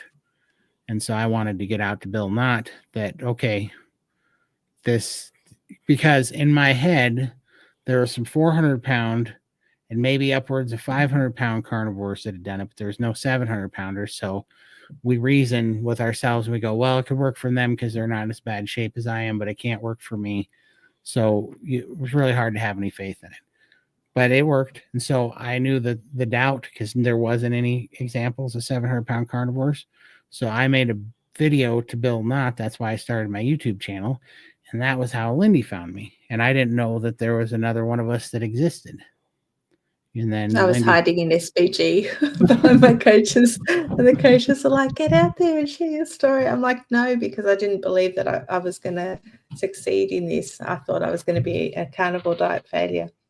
exactly. So yeah, otherwise, if I had known, I would have loved to have shared my story. I do regret it now, but For sure. I didn't believe in it.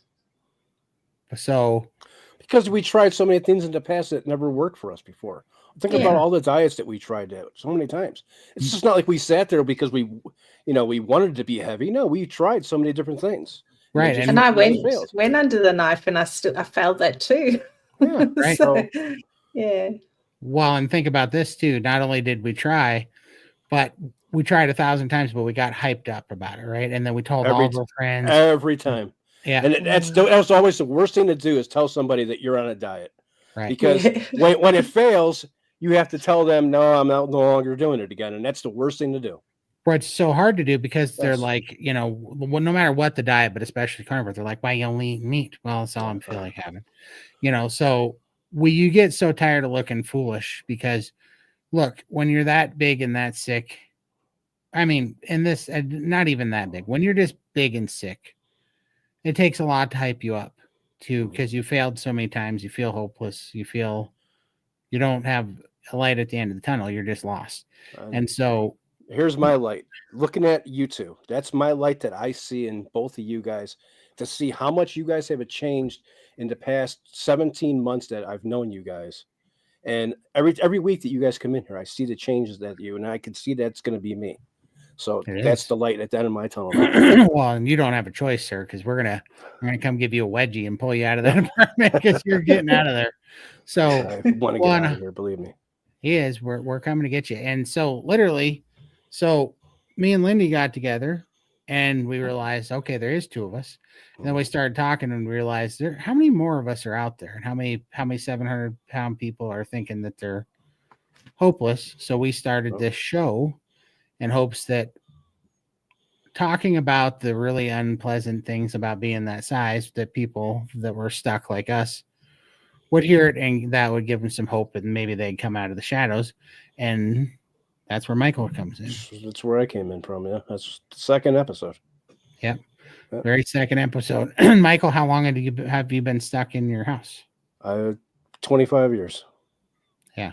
So half my life I've been over half my life I've been stuck in homebound, and I've been stuck in this apartment now. I haven't been outside of this apartment for 5 years.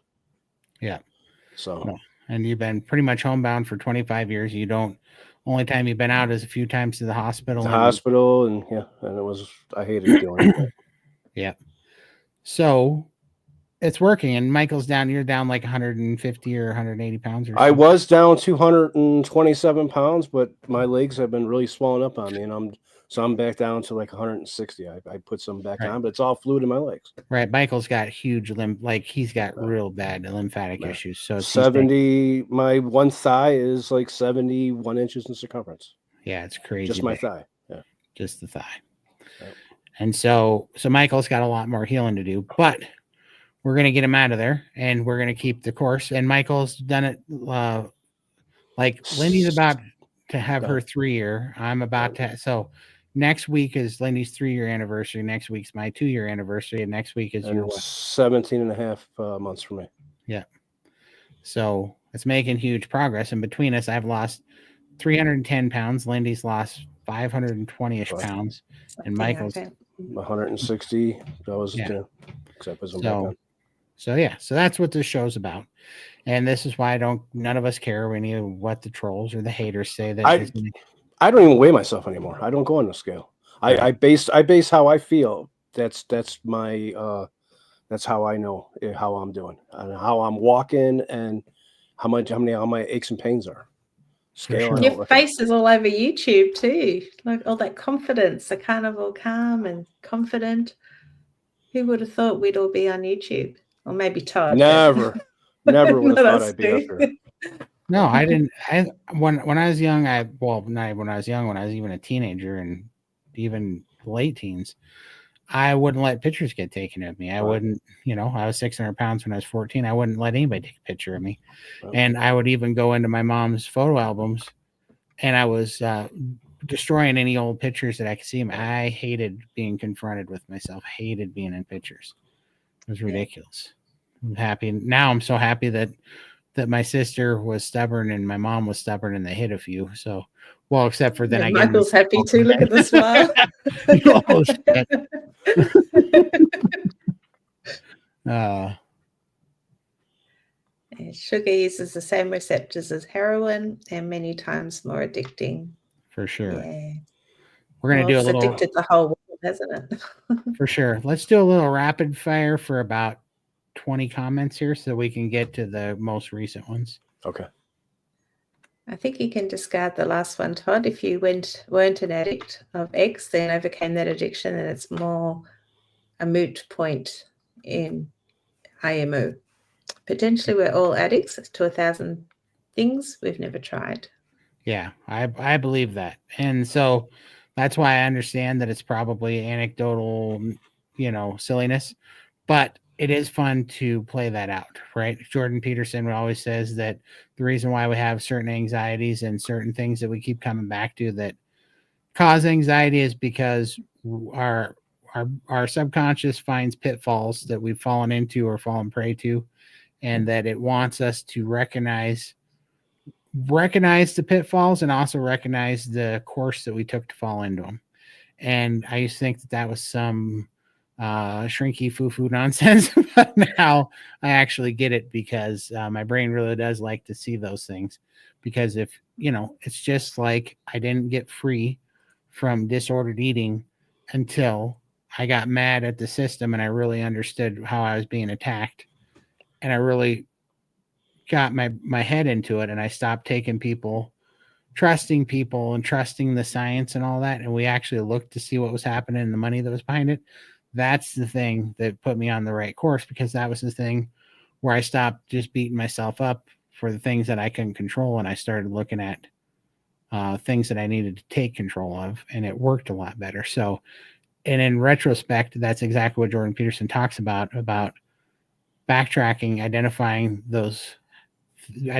the course that you keep taking that keeps making you fall into these traps, because your brain's like, we're not going to move on, and they're all going to be triggers for anxiety until you identify these, and we can, because that's how that's how our species evolved, was learning how to not fall into these pitfalls, right? And learning to where the dangers were and learning how to overcome them. So anyhow, it says that it's part of our subconscious that's in there, that it will not, that's where a lot of the anxiety comes from. So kind of interesting. I don't know. He's way smarter than me, so I'm just listening to him. So Hi, Beach Bum. Before going to the family's house for Thanksgiving and Christmas, both days I ate a huge ribeye before leaving my house, and I didn't eat there. My first holidays after this. Whoa. That's awesome. Well done. Well done. Well played. Game, set, match. You nailed it, sir. Yeah, it's definitely a good tip, because even if you're feeling, tempted by anything, if you've got a really full belly, you can't do a lot of damage when you're full. So it's a good strategy to fill up. Going to the new year 2025, we'll be 17 years sober from alcohol. Yay. Congratulations, man. We are so happy for you. And this is just what, like Michael said, that I was going to bring this up. Like Michael said, that we're the light at the end of the tunnel for him. That's another, going back to the lady that asked why join SBG, and not just SBG. I am partial to SBG for sure, but also Healing Humanity's awesome. Also, Ken Berry's got a good group. Anthony Chafee, all these people.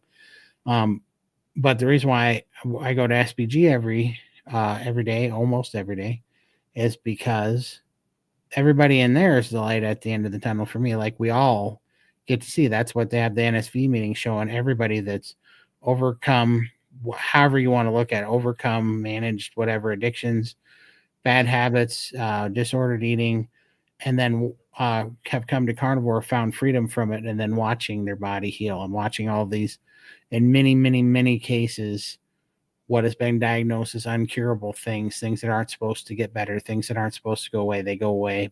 They melt off. So many people.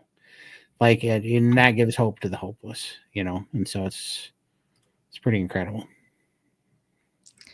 I went by a friend's house. I had not eaten all day. There were donuts. I smelled them. I had no urge to eat that at all. Oh, good job. That's strong. Very good. That's so good, B-Dog. Congratulations. And yeah, and so now you're an example for your friends that think that surely you can't not eat sugar, right? That we're all being examples for our crackhead friends, family, Right, Lindy, we were all conditioned since childhood to eat sugar as rewards, as punishment when purposely taken away, as in no dessert, social situations, etc. And it's everywhere. We cannot escape it. So true. Yeah. I think that's why it's so hard for us to break. But if we could train them young and get them sort of more carnivore now, a bit late for my girls, but hopefully I'm going to be one of those grandmas that's like, have some meat, have some meat. Yeah. I think it might be too easy for me to justify a small keto snack. A donut did not have a chance. Yeah. For sure. For sure. I think that's why so many of us go from keto to carnivore, because I'm not saying that keto can't be a bridge, but I think for a lot of us, we need to be abstainers. True. And the macros did my head in. I don't like counting. Right. Just like today, I put out the donuts for the church today, and 4 years before I would have eaten some, I was able to put them out for the ones that eat them. For sure. Absolutely. I know exactly how you feel, and that's why whatever I'm experiencing, I'm quite enjoying it, because it's so funny. I mean, this is the first time I went into a bakery in, honestly, I think 3 years, because I was 4 years probably, because I was too sick for the other 2 years, and then carnivore. But it's a weird feeling to be in a bakery picking out cookies and donuts and crap, and not Michael, you're muted, and not feel, right, not feel anything. I was just like, in fact, when I was doing it, I was like, I can't believe I'm in here buying poison. I'm going to take it to the shop. Literally, that's what I was thinking. I was like, why are we poisoning our men on a Monday? Like, why are we starting the week by poisoning our guys? Like, that's what was going through my head. I wasn't sitting there going, oh, I hope I don't eat this. I'm sitting here, I felt kind of, I don't know, kind of like I had dog turds in a bag sitting on my passenger seat when I was driving to the shop. Like, why am I doing this? It was so weird. And for the people that say that carnivore's so restrictive and just eat one, just one, you've got to live a little. Well, I am living a lot now. Right. And carnivore is not restrictive. Being on that couch, not able to move, walk from the couch to the toilet, that's restrictive. So, yeah, I guess it's, I've come from one extreme. So, for me to start having things is going to put me back into that spiral, which I refuse to go into. So, for me, this is easy compared to what life was on that couch. For sure. I contend when addiction controls you, you control the addiction, it is no longer an addiction. That might be a good spot right there to draw the line, for sure. 5905, almost 20 years, no drugs. Yay, go LaDonna. Awesome. Great work. Awesome. That's awesome. Hi, Carnivore at 60. The new year is about here. Stay carnivore. Yeah, absolutely. It is nearly here, isn't it? December 30th here already. Yeah. What's the lowest fat to protein you should go on carnivore? I think should go. That's should go as a stretch. Could go, may go, might consider going. First of all, I'm always going to say press listen to your body's cues, listen to your body first. But I would say no less than like 65 to 70% fat, to protein.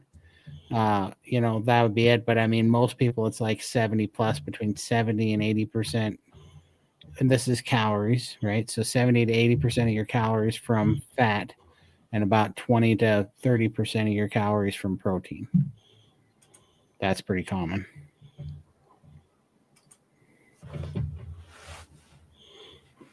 Oh, thank You're you, Todd, welcome. Lindy, and Michael.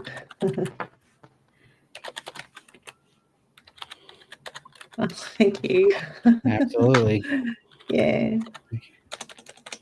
Hi, Catherine. I've been in SVG for 4 months. I've been delighted with the variety of individuals in the community and the very helpful insight from those involved. And where else can you talk about poop? Yeah, our favourite topic for sure. I know I've been accused of talking poop before, but I've never been accused of poop talking. For sure. Day 2, just ate some sardines with eggs. Still trying to figure out cravings and hunger, but I'm in for the long haul. Just eat. If you're hungry, eat. Keep eating. Keep it carnivore. Listen to your body. Like Alyssa said today, feed your cravings red meat. Sugar is an insulin roller coaster. Yeah, in my humble opinion. Yeah. 100%. They've proven in studies that mice prefer sugar to cocaine, and so it's definitely physical addiction. Don't think there's any mice who emotionally need it. That's a really good point, for sure. Yeah. That's a really good point. Apparently, cocaine is more of a psychological addiction, unlike heroin. Heroin is more psychological. Yeah. Isn't cocaine and heroin both opiates, though? I don't know. I've never done drugs or never want to. You know what's interesting? Is that cheese has casomorphin, dairy has casomorphin in it, which I believe is also an opiate. Yeah. If you look it up. Kind of interesting. Maybe being addicted is a term when you're still partaking, and sober is when you're no longer partake. Okay. That's very good. We are going to get to the bottom of this. We all have homework to do, people. We got me back here with your studies. I want to see them. Here, let's take this one, Todd. Okay. Oh. Yes, we do. Thank you so much. How much did they pay you to do that? Thank you so much, Carnivore. You got everyone on the books. All right, well, I have to do something. Hey, Lindy, look over there. So anyways, Lindy doesn't like us to talk about this. That's why I had to put her in timeout for a second, because me and Michael started Lindy a GoFundMe against her wishes. But here's why. Because Lindy's lost over 525 pounds. She's been strict carnivore for 3 years now, and she's gotten her life back. And so she was on a list to get skin reduction surgery in Melbourne there. She was on the list for over a year. And then her daughter suffered some medical issues, and Lindy had to start helping her daughter too. And so she wasn't able to work many hours, ended up kind of losing her job. So she wasn't going to be able to afford it. So she was just going to cancel it. And me and Michael said, no way. So we started a GoFundMe for it, because here's what drives me nuts about the medical system. So, and this isn't in the United States, it's in Australia, but same difference. It's crazy that it's so crazy that we can go out and eat sugar, get to 700 pounds, and the medical system will provide us health care to stay 700 pounds and to treat diabetes and home oxygen and all this stuff that you need to be sick, and they'll pay for that. But as soon as you get healthy and lose 525 pounds, and then you are stuck with like this 50 pounds of skin tumor, they pretend like that is a elective surgery and that you're doing it for vanity. And it is not for vanity, it's for health, because you can't have 50 pounds of skin that's dragging on you, causing infections and all sorts of damage. You can't have that. So anyhow, that's a failure of the medical system, one of many, many failures of the medical system. But with that in mind, we are so close. We have 4 more weeks to get to like this last 13,000. This is Australian, by the way. So there's a really good exchange rate between the US because it's about 66% of the US dollar. So for every 66 cents, it's about a roughly 65 cents, something like that. It's about $1 Australian. These numbers are in Australian dollars. So, and we get that there, and we get Lindy to her goal, and she's got because her skin surgery is on February 6th, and she's got to pay for it 2 weeks before that. So we're right about 3 weeks, but I really think we're going to make it. We're doing fantastic. So if we never do this. If you've watched our show for very long, this is the first fundraiser or the first anything we've ever asked. We only ever give away stuff here and give away content, but this is important. So we called in the troops, and you guys are not disappointing. You guys are awesome. But if you can't, we totally understand it, man. It's tight for a lot of people, and a lot of people. The holidays, yeah. But if you can, please, even every dollar counts. But even if you can't, just pass it along, put it on your social media, Yep. word out for us. We'd appreciate it and be so blessed if you do that. And and yeah, so that's how we stay carnivore, and so that's how those things have been working. And I don't know what happened to Lindy. Oh, there she is. She's back. Bad internet, huh, Lindy? Yeah. Whew. Anyway, moving on. Here you go. Nothing to see here. Alcohol, holy sugar, it's certainly addictive. 100, yes, it is. 100%. What is carne asada? Like, It's what is that? It's basically, I think, skirt steak that's thin sliced, and then generally it's marinated in I forget what, like lime and some I think chipotle sauce or something and lime, but it's a Mexican steak, and then they flame grill it and they slice it in thin slices. It's really good. I used to love it all the time because they would flame broil the carne asada, but they have it in some kind of marinade. I forget what it is. I know it's lime and chilies and whatever. They marinate it, then they flame grill it. They slice it in thin slices. And then while they're flame grilling it, they flame grill some really hot jalapenos, right? So you get these flame blistered jalapenos. Oh, I love them so much. They're and good. then they're so good. And then you have that really nice flame broiled marinated steak slices that's real thin with the super hot jalapenos with the flame. Did you eat yet? I haven't eaten yet. That's why you're getting into it. I haven't eaten all day, actually, because I had to go set up the stand this morning, and then I went right into videos. But yeah, I mean, I just love. There's nothing better than the heat, like a really hot, like a really spicy, flame blistered jalapeno. Man, those are good. I love jalapenos. They are so good. I've become addicted to ribeyes and picanha. Please don't let me be ever cured. Yeah, for sure. Best addiction to have. I'm right there with you. Yep. Yeah, I think there's emotional addictions too. Yep, for sure. There is. Yep. For sure. That I have to give up to my spiritual life, clearing that up for sure. Being compulsive is different to being addicted. Okay, well, I have both of those in spades. So you tell me.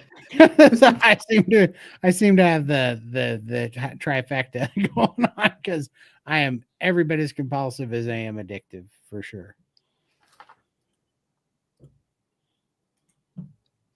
Yeah, maybe you just replace your bad health habits with healthy ones.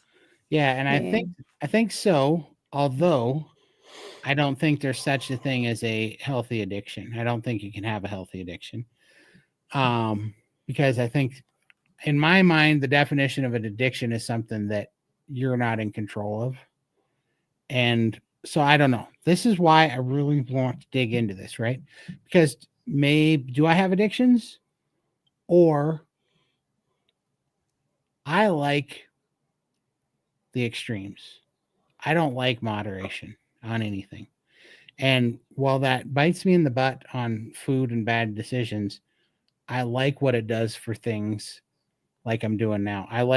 So the extremes have always been bad when I put that energy into bad things that are destructive, but it's always had good results when I put that into constructive things. So, but it's surely not a balance for me. I have no balance. Never had balance in my life. So I don't know the answer to that. But I don't know. I just don't feel like I'm built for balance. I don't feel like I'm built to not live on the extremes because it just feels so boring to live on a balance. I don't know. I'd have to think of that about that one. But and that's not just me. That's my brothers. That's I've never seen that in our family. So I don't know. I don't know what it is. I'd love to know. Question for each of you guys. How is your carnivore journey going? How long have you been on it and how much have you lost? Okay, let's just do a quick recap. I am 2 years in and down 310 pounds. Lindy? 3 years, around 5, 10, 520. I don't know. Awesome. Michael? 17 and a half months and about 160 right now. 160. So 310, around 500, 525 pounds for Lindy down. Not total, but down. That's what she lost. She's almost 800 pounds when she started. And Michael about 160 down. So what does that make? 5, 8, 9, 10. That's about 1,000 pounds down between all three of us. That was awesome. Well, the 1,000 pounds for you amigos. That's a half ton of fun. We lost one of us. Huh? over one of us. Yeah. Jeez. We could have made a whole couple of new people have a football team by now. Right?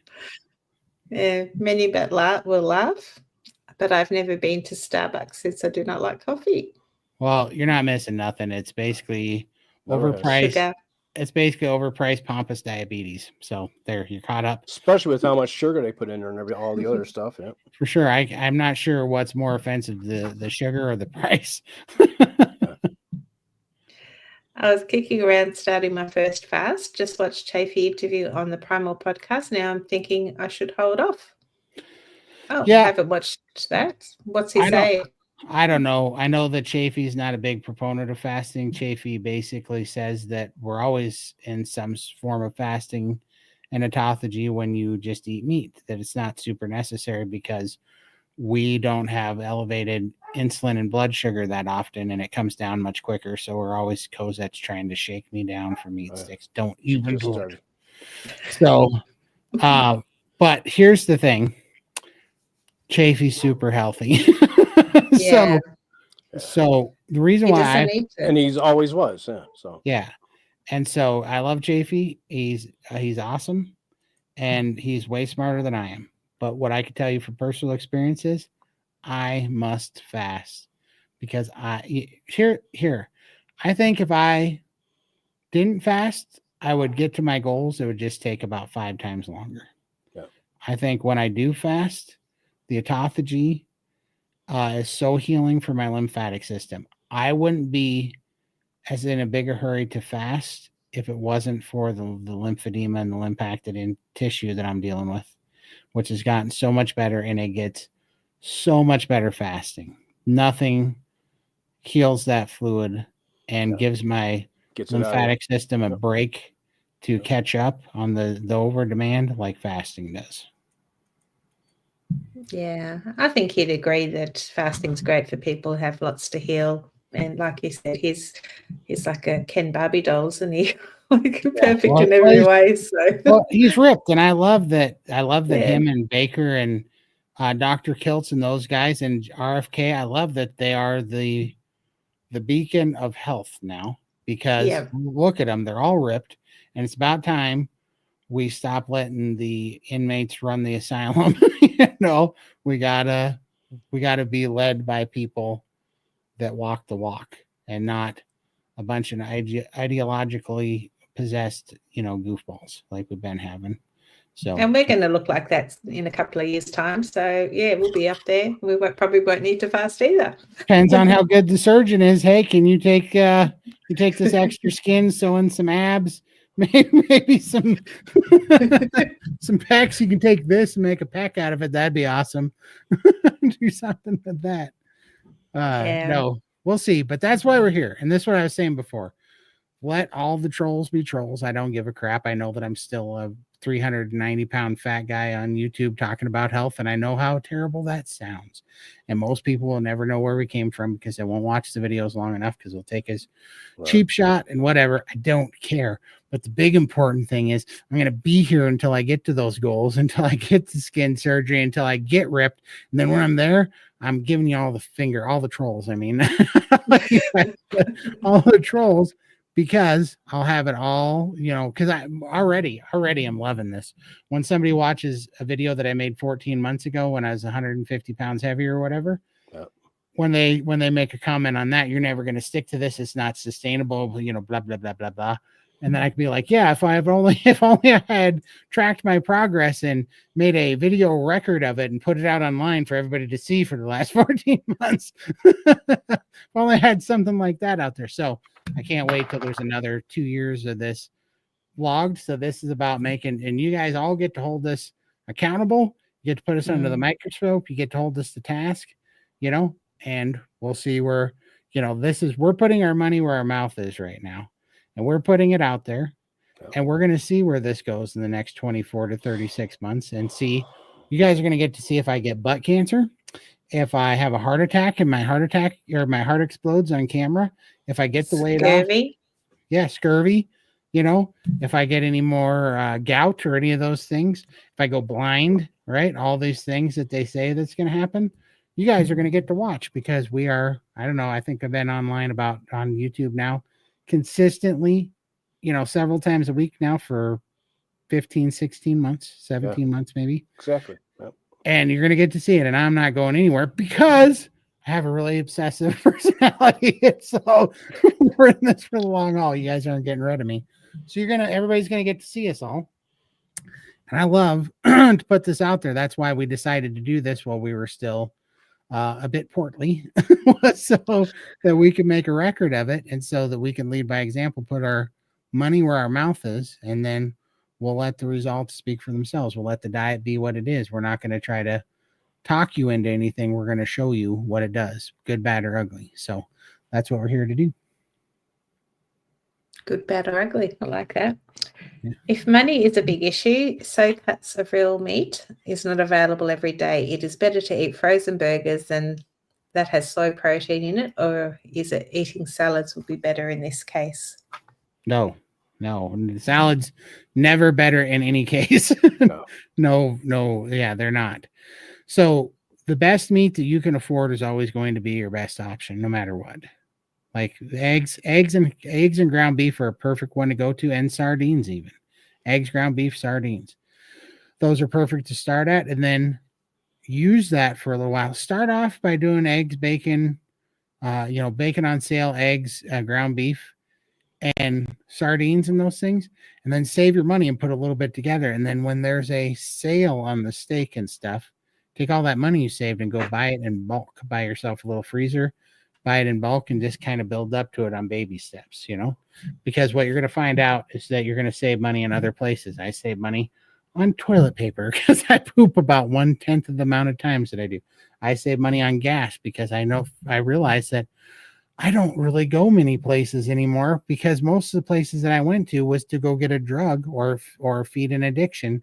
Right. So now I don't drive near as much as I used to drive, and I don't have sick days. Also, like we talk about in the SBG gang, I'm much more efficient, and so I get more work done, which makes more money. And then I don't have desserts or snacks or drinks or sodas. I drink water and I eat meat and eggs. And then I don't buy medications. I don't have medications anymore. And I don't take Pepto-Bismol or any of the Tums or antacids or all that nonsense. Or your chew. Or my Copenhagen, or, all that stuff, the sodas. I don't do any of that stuff. So all that stuff that we don't think about, I got all that money back. And so I just put that right back into meat. And that has allowed me to buy steak when it's on sale and just eat ribeyes. So. Well, I don't eat ribeyes every day, but if I do, it's a special occasion. I'll put in a bit of extra money and go and get a decent ribeye or something like that. Yeah. But don't worry. Eat frozen burgers. I'd say go for that for sure. Yep. That's awesome. And salads are not going to make you hungry. Like, they're not going to fill you up. You'll eat them No. and you'll be craving something more, and then you're going to end up turning to sugar because that's what happens. So just stick with the proteins. For sure. Oh, here we go. 100% Todd, most days on carnivore dyslexic feel 15% instead of 85%. I don't stutter anymore. Yeah, for That's sure. awesome. And I recognize those typographical errors because those are the ones I actually read in typographical errors. That's why that read so smooth. So that's awesome. I think I can read all your messages without skipping a beat because we're on the same dyslexic brainwave. That's awesome. That's a scary thought, 2 Todds. Exactly. Read the Broad study. They lost more weight than people who had surgery. For sure. I definitely will read that. That's awesome. That makes sense to me. Okay, well, we're getting trolled. Remember, I was talking about trolls. Trolls. Throwing some frozen New York steaks in there right now. Ganging up on you, man. Okay, I'm just blah blah blah peanut gallery over here chomping in. Thank you, Tim. Sort of.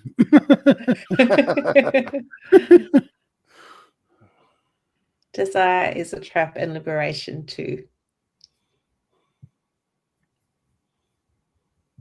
Well, I kind of get what you mean there. That can make sense.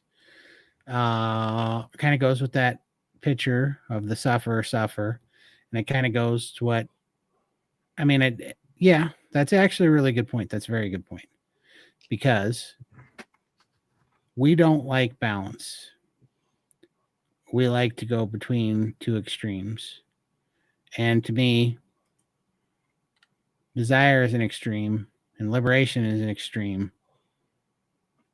And balance is somewhere in the middle. And like Dr. Kiltz, one of my favorite things he ever said is the body doesn't like balance. It likes the active balance. It likes always being corrected. That's why we always find health and breakthroughs in stressors that cause us to correct and to correct an action. And that's where we seem to find health, trying to achieve a balance. But when you get balanced, I think that's where what is that word called? Homeostasis. I think that's where you fall into homeostasis, which is why I think they shake up exercises like in CrossFit and stuff. I love talking about carnivore. I drive people crazy. That's awesome, B-Dog. We just can't let them think we're in a carnivore cult like the vegans. We don't need Joe Rogan to start making jokes about us next. You know what I mean? Addictive personality or tendencies are that still addictions need to work your recovery. Carnivore is a recovery. Okay.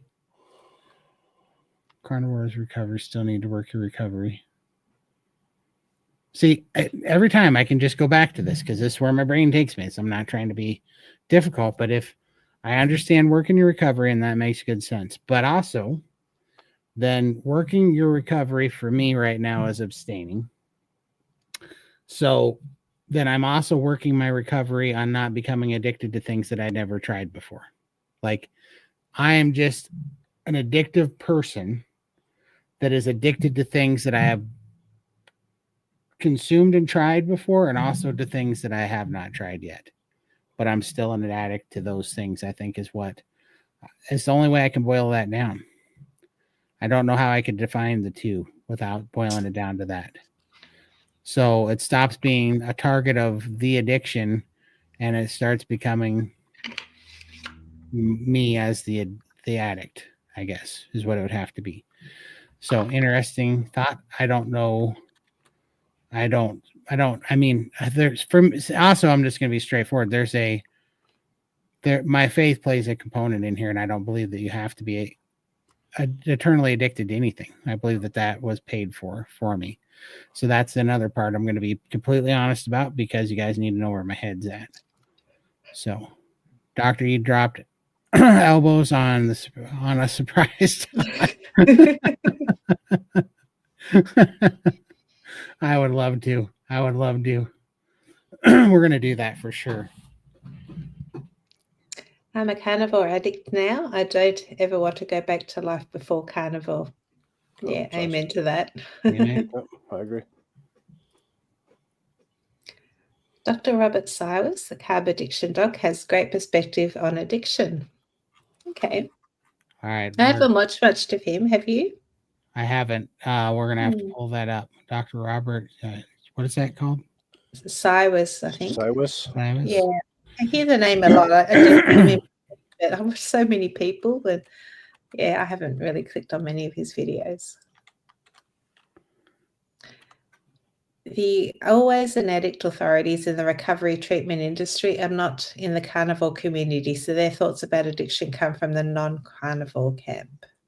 That's a good perspective to look at too. Then, yeah, I mean, and honestly, that's where my head went when I think it was Damon or somebody said that sugar anecdotally might seem like it's physical, but the studies say that it's not.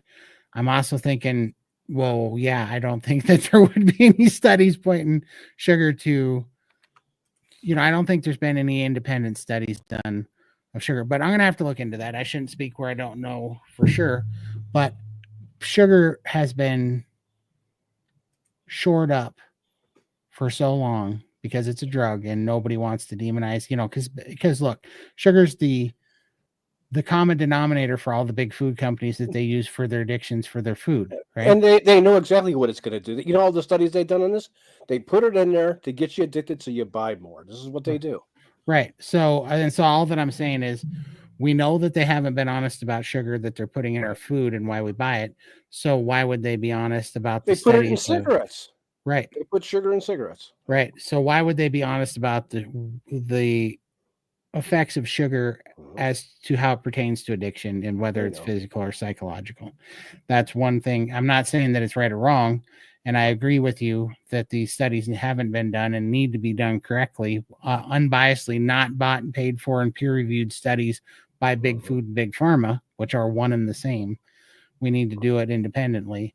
But that's why it was such a good point when I pardoned the fact that I don't remember your name, but this said that being that the rats got to decide, they are not psychologically addicted to the sugar over the cocaine. It's just they are a physical addiction. So that makes a very, very good, strong point. That's why I really like that point. That's a very good one.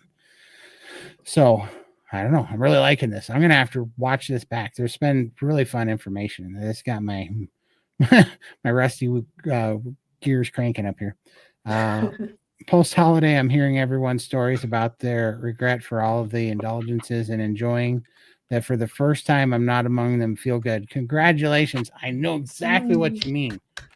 One of my new compulsion addictions is stacking up these days of staying strong and not wanting to fall off because it feels good to drop those elbows on all those people that, not all the people, but your family that's like, you're only going to eat meat, and then they're in there birching and farting and belching and having indigestion and going, oh, I feel so terrible. Oh, first of the year, we got to change our lives. And they go through the same thing that we used to go through. We all did for so long. Yeah. And then that's the time to poke them a little bit and say, see, I'm not a gassy wreck right now because I ate that crazy meat that you were talking about. So that's a good time to get in there on it. There is a diagnosis of an addictive personality, which I believe is someone who can be addicted to all kinds of things. Yep. Yeah. Winner. Right here. That sounds like me for sure. So I know you talk about pickled jalapenos. Other carnivores I've heard talk about kimchi and sauerkraut. What is the deal with all these items? Well, the long and short of it. So first of all, I'm going to give a disclaimer. Carnivore, in my opinion, is not a box that we put everybody in. It is, Jordan Peterson says it the best. It is a animal-based elimination diet. And the reason why you do any elimination diets, and especially coupled with animals, and even more so based off of ruminant animals, is because disease and sickness and pain seem to all be tied to, or the vast majority that plagues us seems to be tied to inflammation. Ruminant animals are the absolute least inflammatory diet you could possibly be on, right? There's like there is no better anti-inflammatory diet than ruminant animals. So you do an elimination diet, you do ruminant animals to get rid of all the inflammation. Then you also eat it with animal fats, which is so good for your hormones and your brain chemistry that your hormones balance and you get rid of that stuff. It helps free you from either cravings or addictions or gives you the willpower, whatever you want to call it. But you get free, you get the power to not eat the bad things, gets you off the carbs, gives you an off switch. Then your signaling starts to improve. Once you've healed up that far and you're free from inflammation, you start to see things heal. But then you can add things back in one at a time and you become your own N=1. And that's the beauty of an elimination diet, is that you can add things in one at a time. So the deal on pickled jalapenos and fermented kimchi is because fermented foods, which I too can have kimchi, doesn't, and I can also have sauerkraut in the ferments. And I have had sauerkraut before. Yeah, use it as a condiment, but don't make it a meal. Don't let it curb your appetite. Don't fill up on it. But you can use it as a little condiment if you want. But the reason that pickled things and fermented things in small order are okay is because those things seem to get rid of most of the oxalates, which is the reason that we have problems with most vegetables and fruits is the oxalates. Well, fruits is mainly the sugar and the glucose, fructose, but the vegetables is mostly the oxalates, and both of them have oxalates in them. But so in small amounts, so what I found is that I try things one at a time. So for instance, I tried black pepper. Black pepper hates my guts. Black pepper I am terribly allergic to and causes a massive inflammation response. Can't have black pepper. But I tried pickled jalapenos. Not a problem. So if pickled jalapenos doesn't curb my appetite, in fact, it makes it easier for me to eat meat and not and fight palate fatigue and meat aversion, right? So it's a tool for me. And so I'm able to use that. Same with vinegar, which also kind of interesting side note, vinegar, even known as fermented like apples, like apple cider vinegar or whatever, it actually breaks down to a short chain fatty acid. So that's really interesting because it's actually a fatty acid. So that's really kind of neat, which is why it's kind of interesting and it helps my digestion. But technically, if we're going to get into this carnivore box here, carnivore is 70% animal products and then 30% everything else, right? I'm talking like I'm 90, probably 8% animal products and then a little bit of salt here, a little bit of pickled jalapenos here and there, a little bit of vinegar here and there, occasionally a seasoning. But it's an elimination diet. You can add things in. But right now, as far as most people find, as far as it's been true for me, things that are pickled and things that are fermented don't seem to have a reaction to me. Lots of things dried, freeze dried, I have a better chance with, but some of them still get me. So I can't have garlic. I can't have black pepper. I can't have onion powder anymore. I can have freeze dried onions in small amounts, but it's not even worth it anymore. Lettuce blew me up. I found out to like not have lettuce. So just little things like that. And the lettuce was just an accident that I tried eating a In-N-Out burger wrap thing and lettuce. And I just thought, oh, lettuce can't hurt me that bad. I'm going to eat it. And then my knees all swelled up and I was like, I hate lettuce. So, but sorry, that was the shortest answer I can give to that. We're trying to do a rapid fire because we still have a whole bunch of questions to answer. Hey, Jack, how's it doing? All addictions are genetic in nature. Please consider all addictions are from one extent to another. Okay, definitely going to put that in there. Where you guys are all welcome. We're going to have a chat and we're going to talk this out one day because we want to get to the bottom of this because I think there's a happy medium here we can all find because there seems to be, we seem to all be floating right around a core issue here, real close to it. Maybe we should do those on Rumble because then we're not sort of restricted with what we can say. There you go. Because we have to behave here. For sure. Or you do anyway. I do. Yeah, there's a difference between being addicted to alcohol and abusing it. For sure. My mum wouldn't give up smoking and candy bars. She said that was what made her happy. She suffered from depression and she died from a stroke. I'm sorry to hear that. Yeah, It's sad, isn't it? very sad. Yeah. Similar to my dad. Food Junkies by Dr. Vera Tarman is a wonderful book on food addiction. Okay, it's a new one. I haven't heard of that. Definitely check that out. That's awesome. These folks are carnivore legends, and so is Bill not. No, we're just on a mission to get our health back. Thanks so much, Papa Carnivore. Thank you. There we go. Definitely check that one out. Thank you so much. Thank you, Charlie. Thank you much, Charlie. It's only because of you, Todd, Lindy, and Michael that I can do this. You guys are awesome. Thanks so much. We Thank appreciate you. you. We're so happy, but this is why we do this. Well, and furthermore, you're going to do this, and you're going to be the reason why other people are sticking to it. And that's just the thing. That's how we're gonna create this tidal wave. Todd, you healed your personality and tendencies with carnivore. Carnivore is your recovery. Once you stop being a carnivore, all those things will come back. Yeah, I believe that. I don't disagree with a single thing you said there. I know for a fact, but see, this is where my brain goes into it, because if I wasn't carnivore by process of elimination, like, this is what always made me mad about the doctors. Like, we didn't tell them to eat the sugar or whatever. No, you said don't eat fat and animal products. You said don't eat fat and meat. What'd you leave me with? Right?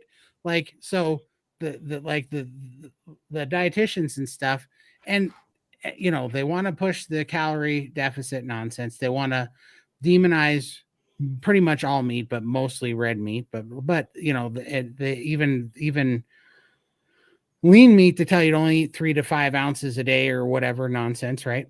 And they demonize that stuff. They tell you don't eat any of the fat. They pull all the fat out of everything. So if you're making people undereat protein, or if you're not making, but if your guidelines are to undereat protein, take away all of the fats, then what are we left with, right? Of course you're going to end up with sugar and fruits and all the oxalates and the junk, right? So with that in mind, I totally understand, because when I look at this, I'm like, yeah, I can't quit carnivore, because by default, if I'm not carnivore, then I'm going to go back. It's not being carnivore is akin to me in my mind of being the same thing as don't eat meat and fat.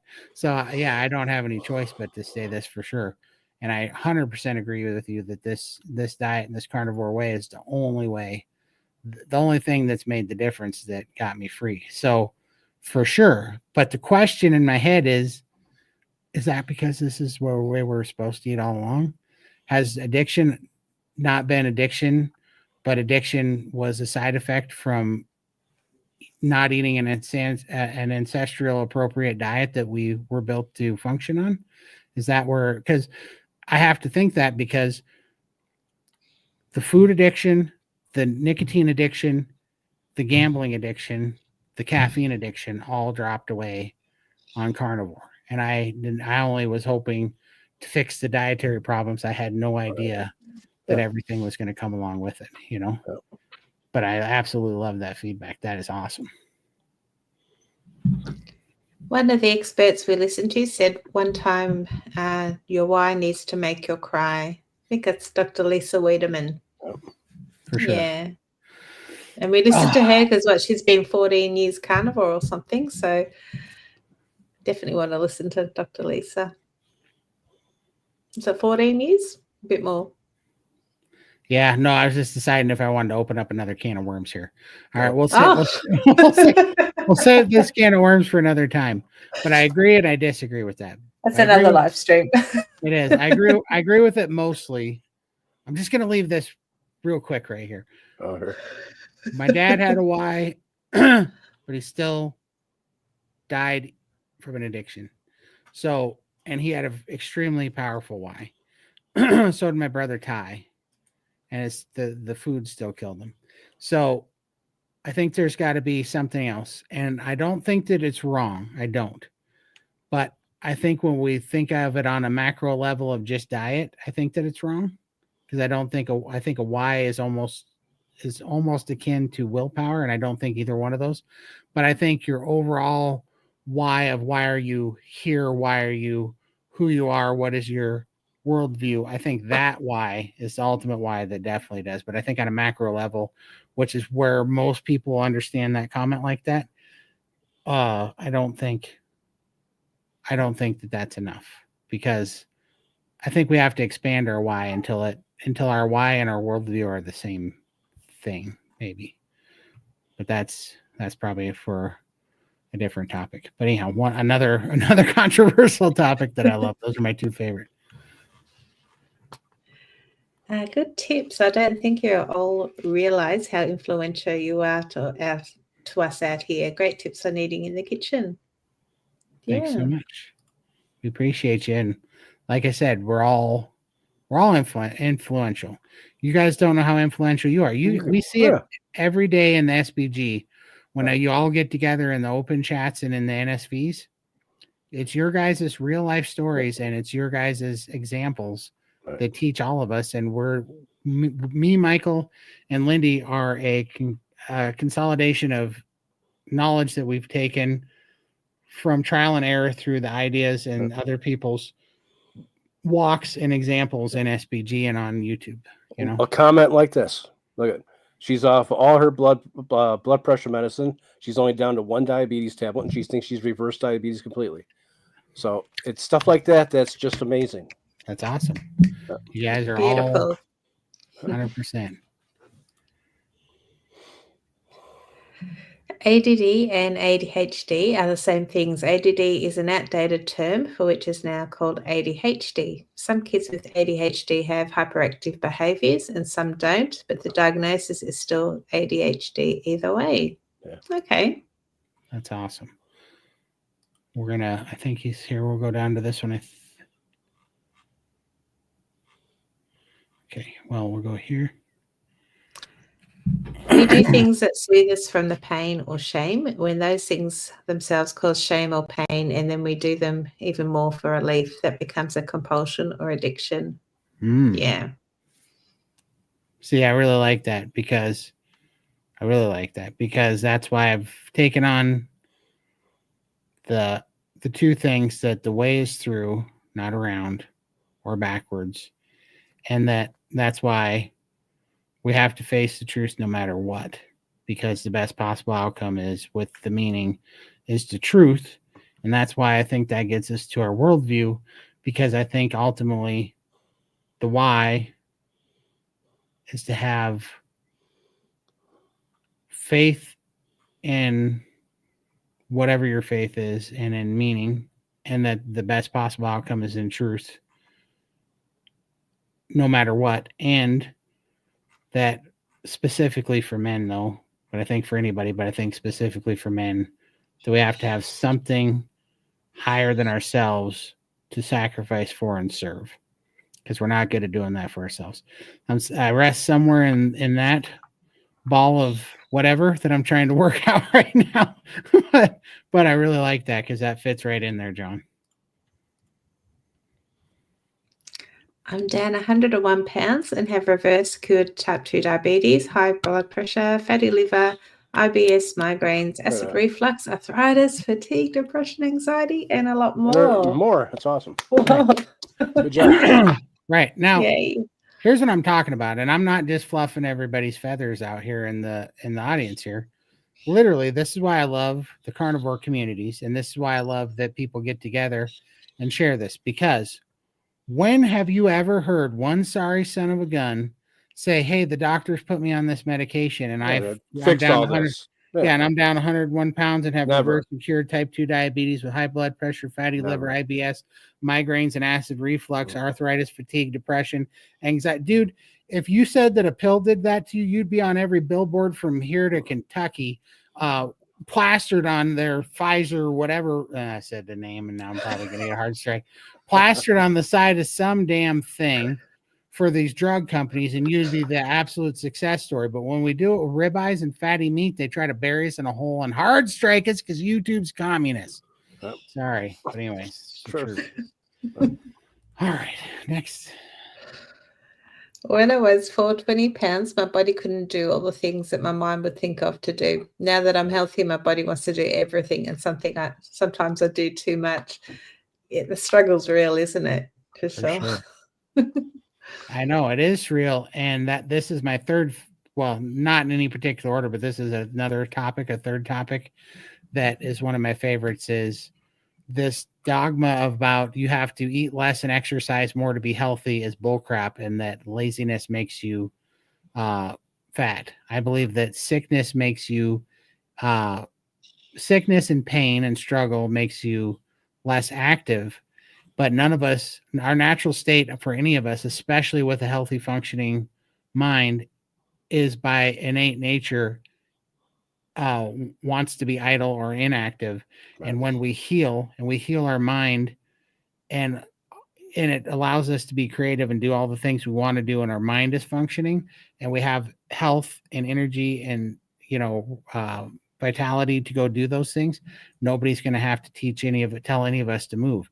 Soon as I felt better, just like you're saying, I moved more, and the healthier I get, the more that I move, and sometimes it gets me in trouble too, for sure. I have been on and off since July, and always watching your videos have always helped me get back on track. Having a community helps a lot. Thank you. That's awesome. Thank you. Yeah. I appreciate it so much, and we are so happy that you come here and you can get back on track. And let's, I don't know, what did Dr. Phil say the other day that was awesome? You're falling forward, and so that's a good thing, right? Just keep coming back, getting back on track, and you'll get there. You'll get over the fulcrum point. I'm thankful the YouTube algorithm brought me here. Such a good talk. Thank you. Oh, welcome, Steph. Lovely to have you here. Appreciate it so much. We do it every Sunday. We also have a live stream with Bella's Steak and Butter Gal on Fridays for the SBG game. We also do one with Healing Humanity, Carrie Man, and Adam and the Healing Humanity gang on Thursdays. And we're going to be kicking off some more stuff here coming the first of the year. So stay tuned. Busy. You can't exhibit addictive behaviors to a substance unless you're exposed to that substance, says J. Wesley Boyd, MD, PhD, an assistant professor at Harvard Medical School. Well, he needs not underestimate Big T. I might be able to observe some behavior that'll change his hypothesis. Because I think I might be able to put a chink in his algorithm there. Because I'll tell you what, there's a few things that I can look at and go, never tried it, not at all, guaranteed I would go off the deep end with that. Here's an example. I have to cover up some names because I think what happened may or may not have been slightly illegal. I allegedly dislocated an ankle snowboarding, and allegedly didn't want to go to the doctor. Well, I did go to the doctor, but just the time you saw your ass? No, that was the time I saw my ass. That's when I dislocated it. Yes. Okay. That is when I dislocated the ankle. I went to the doctor for that. They fixed my ankle, got it back up. But after that, I would get gout in that ankle. And I did not know that it was gout the first time that I had it. So the first time I got gout in that ankle, it was the worst thing. Man, it hurt so bad. And it was excruciating pain. And it wasn't too long. It was about, 11 months after I dislocated that ankle. Allegedly, all those things allegedly. But anyways, allegedly a certain person that I knew, because I didn't want to go to the doctor when I got the gout, but I couldn't sleep and I couldn't even focus, gave me some Vicodin so that I could take it. And so I was taking the Vicodin, as it said on the bottle of this alleged person. And I was taking that Vicodin and the pain had gone away after 3 days. However, even though I was not in pain at all, my brain was screaming out loud for me to take the Vicodin on the dot every 8 hours, as the bottle told me. Get hooked on it, man. Yeah, and it only took me 3 days, and I realized, because I was like jonesing for the Vicodin on day 3, I was like wanting it bad. Oh. I realized, holy crap! I in 3 days I managed to get addicted to Vicodin, and so I had to stop. And it was a hard 2 weeks. I actually went through some withdrawals just after being on it for 3 days, I went through some withdrawals and I was moody and cranky and I hated life. And that was the reason that I never got into drinking or drugs of any kind, because just 3 days on Vicodin for my ankle, I could tell that I would be an absolute junkie. So I don't know what all the drugs are out there. Have no clue. The only other time that it was even close to that was they gave me morphine when I was getting an epidural for knee surgery. That was one of the greatest feelings I've ever felt in my life, was that morphine when it hit my spine. I mean, what an instant relief of all anxiety and stress and worries. Like all of a sudden you went from worrying about everything, including surgery, and you just like, you didn't care, like nothing mattered. And then I did find my natural laid back state was just really funny, because that was when I told the little short Filipino nurse not to be a hero. Which trying to hold you up. Yeah. Yeah, there's a little short, like I was 600 pounds and I was sitting on the edge of this thing all high on morphine. They're trying to shoot me in the spine, and I'm on the edge of this gurney. They got me leaning all the way forward, and there's a little short, like 5 foot, 100-pound soaking wet Filipino nurse with one little tiny hand on each one of my shoulders.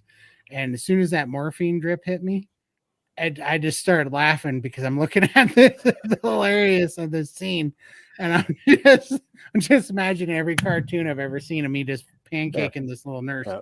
And so I said, "Hey, lady."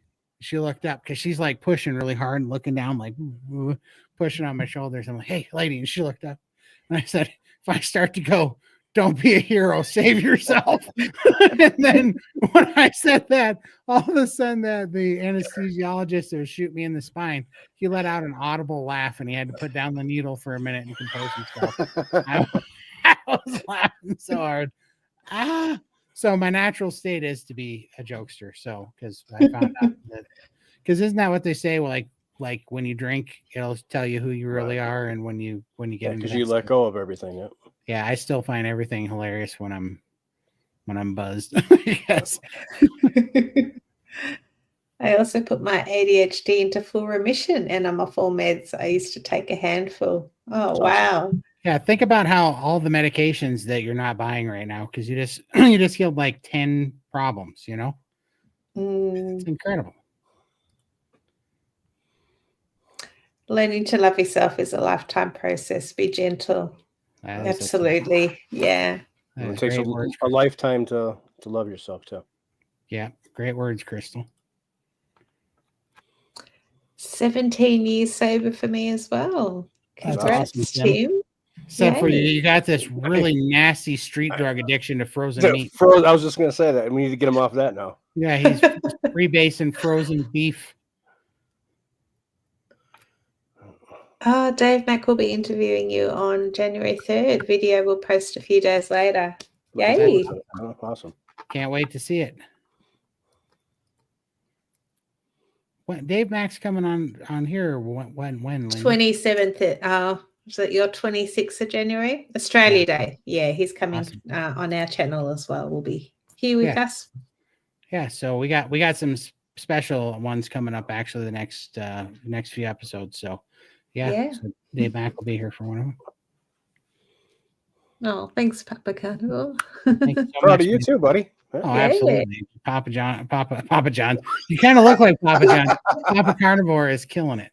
Todd's Papa Smurf. Todd hasn't eaten. And Todd's also fighting oxalate dumping. Praising the Lord. Christmas Day was my first day of no meds and no supplements. Yay. Awesome. Good That's going. So awesome. Well done. That is an absolute blessing and miracle. I feel the best online way of eating. Yay. Awesome.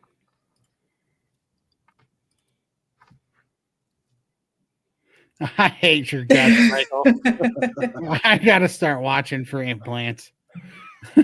I actually watched it on the big screen on my TV. I guess Nice. screen cast my phone so I could see it big. And my birds were dancing with you. You know, this guy could be doing so many good things with his talents. And what does he do? He uses his powers for evil. That's what he does. He uses his powers for evil. That's actually one of my favorites now. You're such an I love asshole. it. You see Dr. Poor Baker here? baby. I do. I Yeah. see Dr. Baker. I see You Made Me Stewie and Peter. Oh, And look at the photos on the back wall. I hate your guts right now.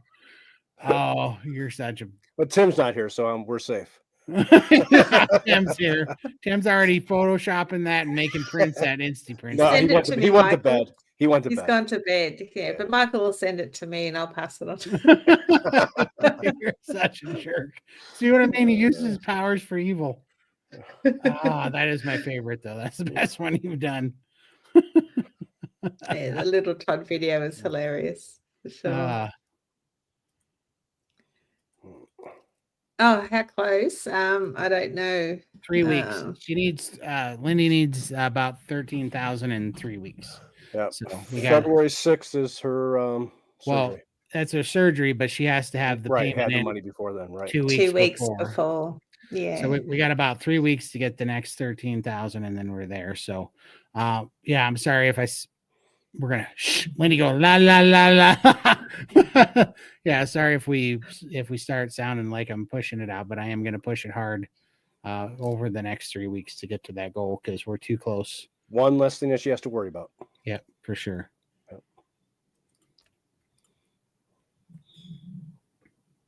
Rats can become sugar dependent under certain circumstances, e.g. fasting. Tolerance has not been convincingly demonstrated, and applying rodent addiction to humans is controversial at best. Yeah. Well, that'd be really interesting to see then. There's also another thing. I don't know, Damon, Brett Weinstein talks about using rats as lab rats for human testing. And he talks about how over the years they've bred a certain species of rat, and he did a paper on it. It's very interesting. I think he broke this on Joe Rogan, but he talks about how over several generations of rats, they developed rats with elongated telomeres for test rats, which has really been handy for the drug companies and stuff, because I guess it makes them more resistant to the side effects from the drugs, right? So that means that they'll have better case studies of side effect free drugs that'll pass testing to get passed out and put in there for human consumption. And that made this strain of lab rats with elongated telomeres kind of a gold mine for this certain genetic code of lab rats. Anyhow, you'd have to watch it. I'm speaking over my pay grade here, but it was really interesting. But that always makes me wonder about that. But you should check out Joe Rogan and Brett Weinstein's talk about that. And also Brett Weinstein and Eric Weinstein, they're brothers, and they had a good episode about that, I think, once as well. He kind of blew the whistle on it. There he is. He should be on his way home, I think. He's finished work now. Yeah, I love the Todd Chrissy video. He is such butt. There could be a New Year's one. Oh, great. Great. You better, if this happens, we're going to make a mini series out of these. This is like the TV show, The Biggest Loser, carnival style. Only we're not going to relapse, and nobody's going to be out here flipping tires. Speaking of which, another guest speaker in January is Adrian. She was on The Biggest Loser in the US. Yeah. So she's coming to visit us again. She's lovely. So yeah, it'd be nice to have a chat with her. That's awesome. Oh, and we're going to be on Dr. Kilt's here shortly, aren't we? Yes, I think, was it the 30th? 30th, yeah. Or was it, yeah, my 31st, something like that. 30th, Yeah. 30th US. Yeah, we have a few more people coming on too, so we're amping it up. We got our first year, a little year plus of YouTube under our belt, and now we're going big time. Not really, we're not really, but we're gonna have some of our friends on. We've been blessed to make some friends in the carnivore space that we're gonna bring in just for fun because we like chatting. So I've been a follower of Todd since he wanted to be a walking bicep. What do you mean sense? I always want to be a walking bicep. That's awesome. I appreciate Carnivore Hercules. You're awesome, man. I love you all. I love you all. I love saying that. Banter, it's fabulous. Probably doesn't sound as good in an Aussie accent though. No, it flows actually. You do pretty good. Does it? It's Oh. those Canadians that don't pull it off real well, eh? For my birthday in Jan, I'm going to join the Steak and Butter Gang. Thank you for Awesome. helping earlier. Oh, That's awesome. say hello when you. Yeah. Yeah. No, I was What he said. yeah, well, I was absolutely saying that. Say hi to us when you're in SPG. You come visit us in the Chew the Fat open chat, and then say Yeah. hi to us in the NSV. So love to have you. It'll be great.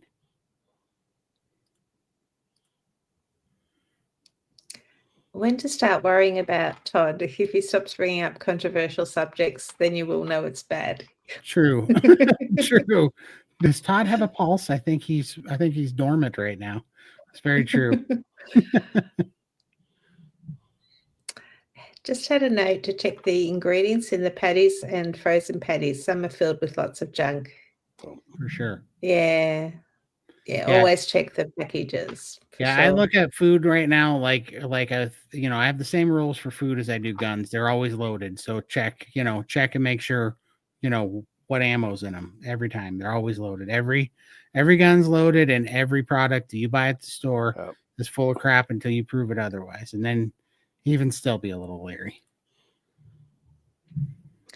Even though I'm in a lot of pain, I've noticed I can work further and do more. Yeah. That's awesome. And awesome. Annabella has a channel. I saw Michael put the link in, but she does a lot of cooking videos. So if you're on a budget or whatever, please visit Annabella and check out her channel. Absolutely. Catherine, do you all know if Dr. Baker has a meal planner guideline calendar for World Carnivore Month? Stay tuned. We can't divulge anything yet, but stay tuned. That'll be coming out on the 3rd, so that you know exactly what is involved. But we can't spill the beans. That's insider information. It'd be like insider trading. We can't do it. Can't do it here. You can watch our last live stream with Bella because she does say a few things in there. True. So you can. Friday. It was a Friday live stream. Yeah, our last one. But he will be joining us in SPG. My sugar addiction is strong. There is a supplement that stops or minimizes. Is there a supplement that stops or minimizes cravings, or is there a medication like Anabuse that they give to alcoholics? Well, my magic pill is red meat. Yeah, I don't know. I was gonna say. Yeah. Yeah, that's what gives me the off switch that I never had. But you've got to, it doesn't happen overnight. You've really got to push it. Just keep eating that beef and meat, whatever carnivore foods you can. Just keep eating it until you can't eat anymore, and that switch will just happen. But it takes a while. It does take a couple of weeks. For sure. Push through it. Eat like it's your job. 18 months carnivore, no more symptoms of liver disease. I've had yellow skin and eyes since a child. Managed with supplements and regular checkups. Gone, 100% gone. My other NSV are also amazing. Oh, awesome. Right. I know. So good. I'm going to say it again, but show me the pill that did that for anybody ever. In 18 months' time, Yeah. Incredible. I prayed so much about carnivore before I started. Carnivore and God, plus my determination, our community is why I'm doing so good. Amen to that. Yeah. It's awesome. 100%.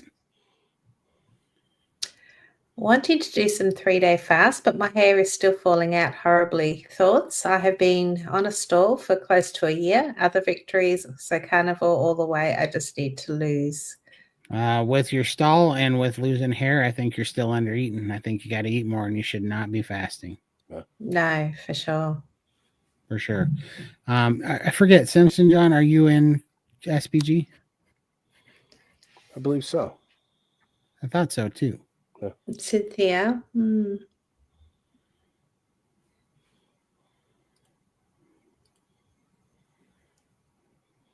Dissing at Canadians, what are you talking about? Sorry, I had to put the boot in there. Oh, you did too. I didn't even see that. That's hilarious. Exactly. That's how I hear all Canadians in my head.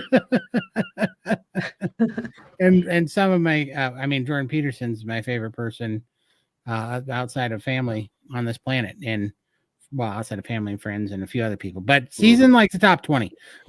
But he's a Canadian. We see where we're at, Lindy. What? You guys don't think I meant you as family, huh? I see where I'm at. Yeah. Yeah. Simpson's just responded, no, she's not in SBG, but thinking of it. Yeah. So I think definitely you under eating. I lost a lot of hair from under eating, and also I wasn't eating enough fat. So I had to increase both, and my hair's now stopped falling out, but I'm now just waiting for it to all grow back. It's still very thin. That's awesome. All right. She's going to say hi to us in there. Red meat and fat. I take bites of butter whenever I have a craving hit. That's a way good way to do it. All right. Did I catch up on the star comments? Yes. That is fantastic. I didn't think we were getting to the bottom of that. You guys are awesome. We did it. We did it. We did it. There 2 was a lot, minutes yeah. over. There was 69 at one time. Huh? Yeah, for sure. I saw 72. But was it? Yeah. Yeah, it was huge. So But we're going to be here all night. I know. That's why we started doing the rapid fire. But you guys are awesome. And we will be back. I don't know. We're going to definitely be back next Sunday. I don't think we're going to be doing anything on Friday this week because me, Bella, and Max are going to be traveling. Yeah, that's cancelled. Thursday with Healing Humanity. I'm going to see. Still on? Healing Humanity is definitely going to be on. You should definitely go. I don't know that I'm going to be there. I'm going to try real hard to be there, though. But I'm going to try to do that first or pull over and do it from my truck for a couple hours on the side of the road.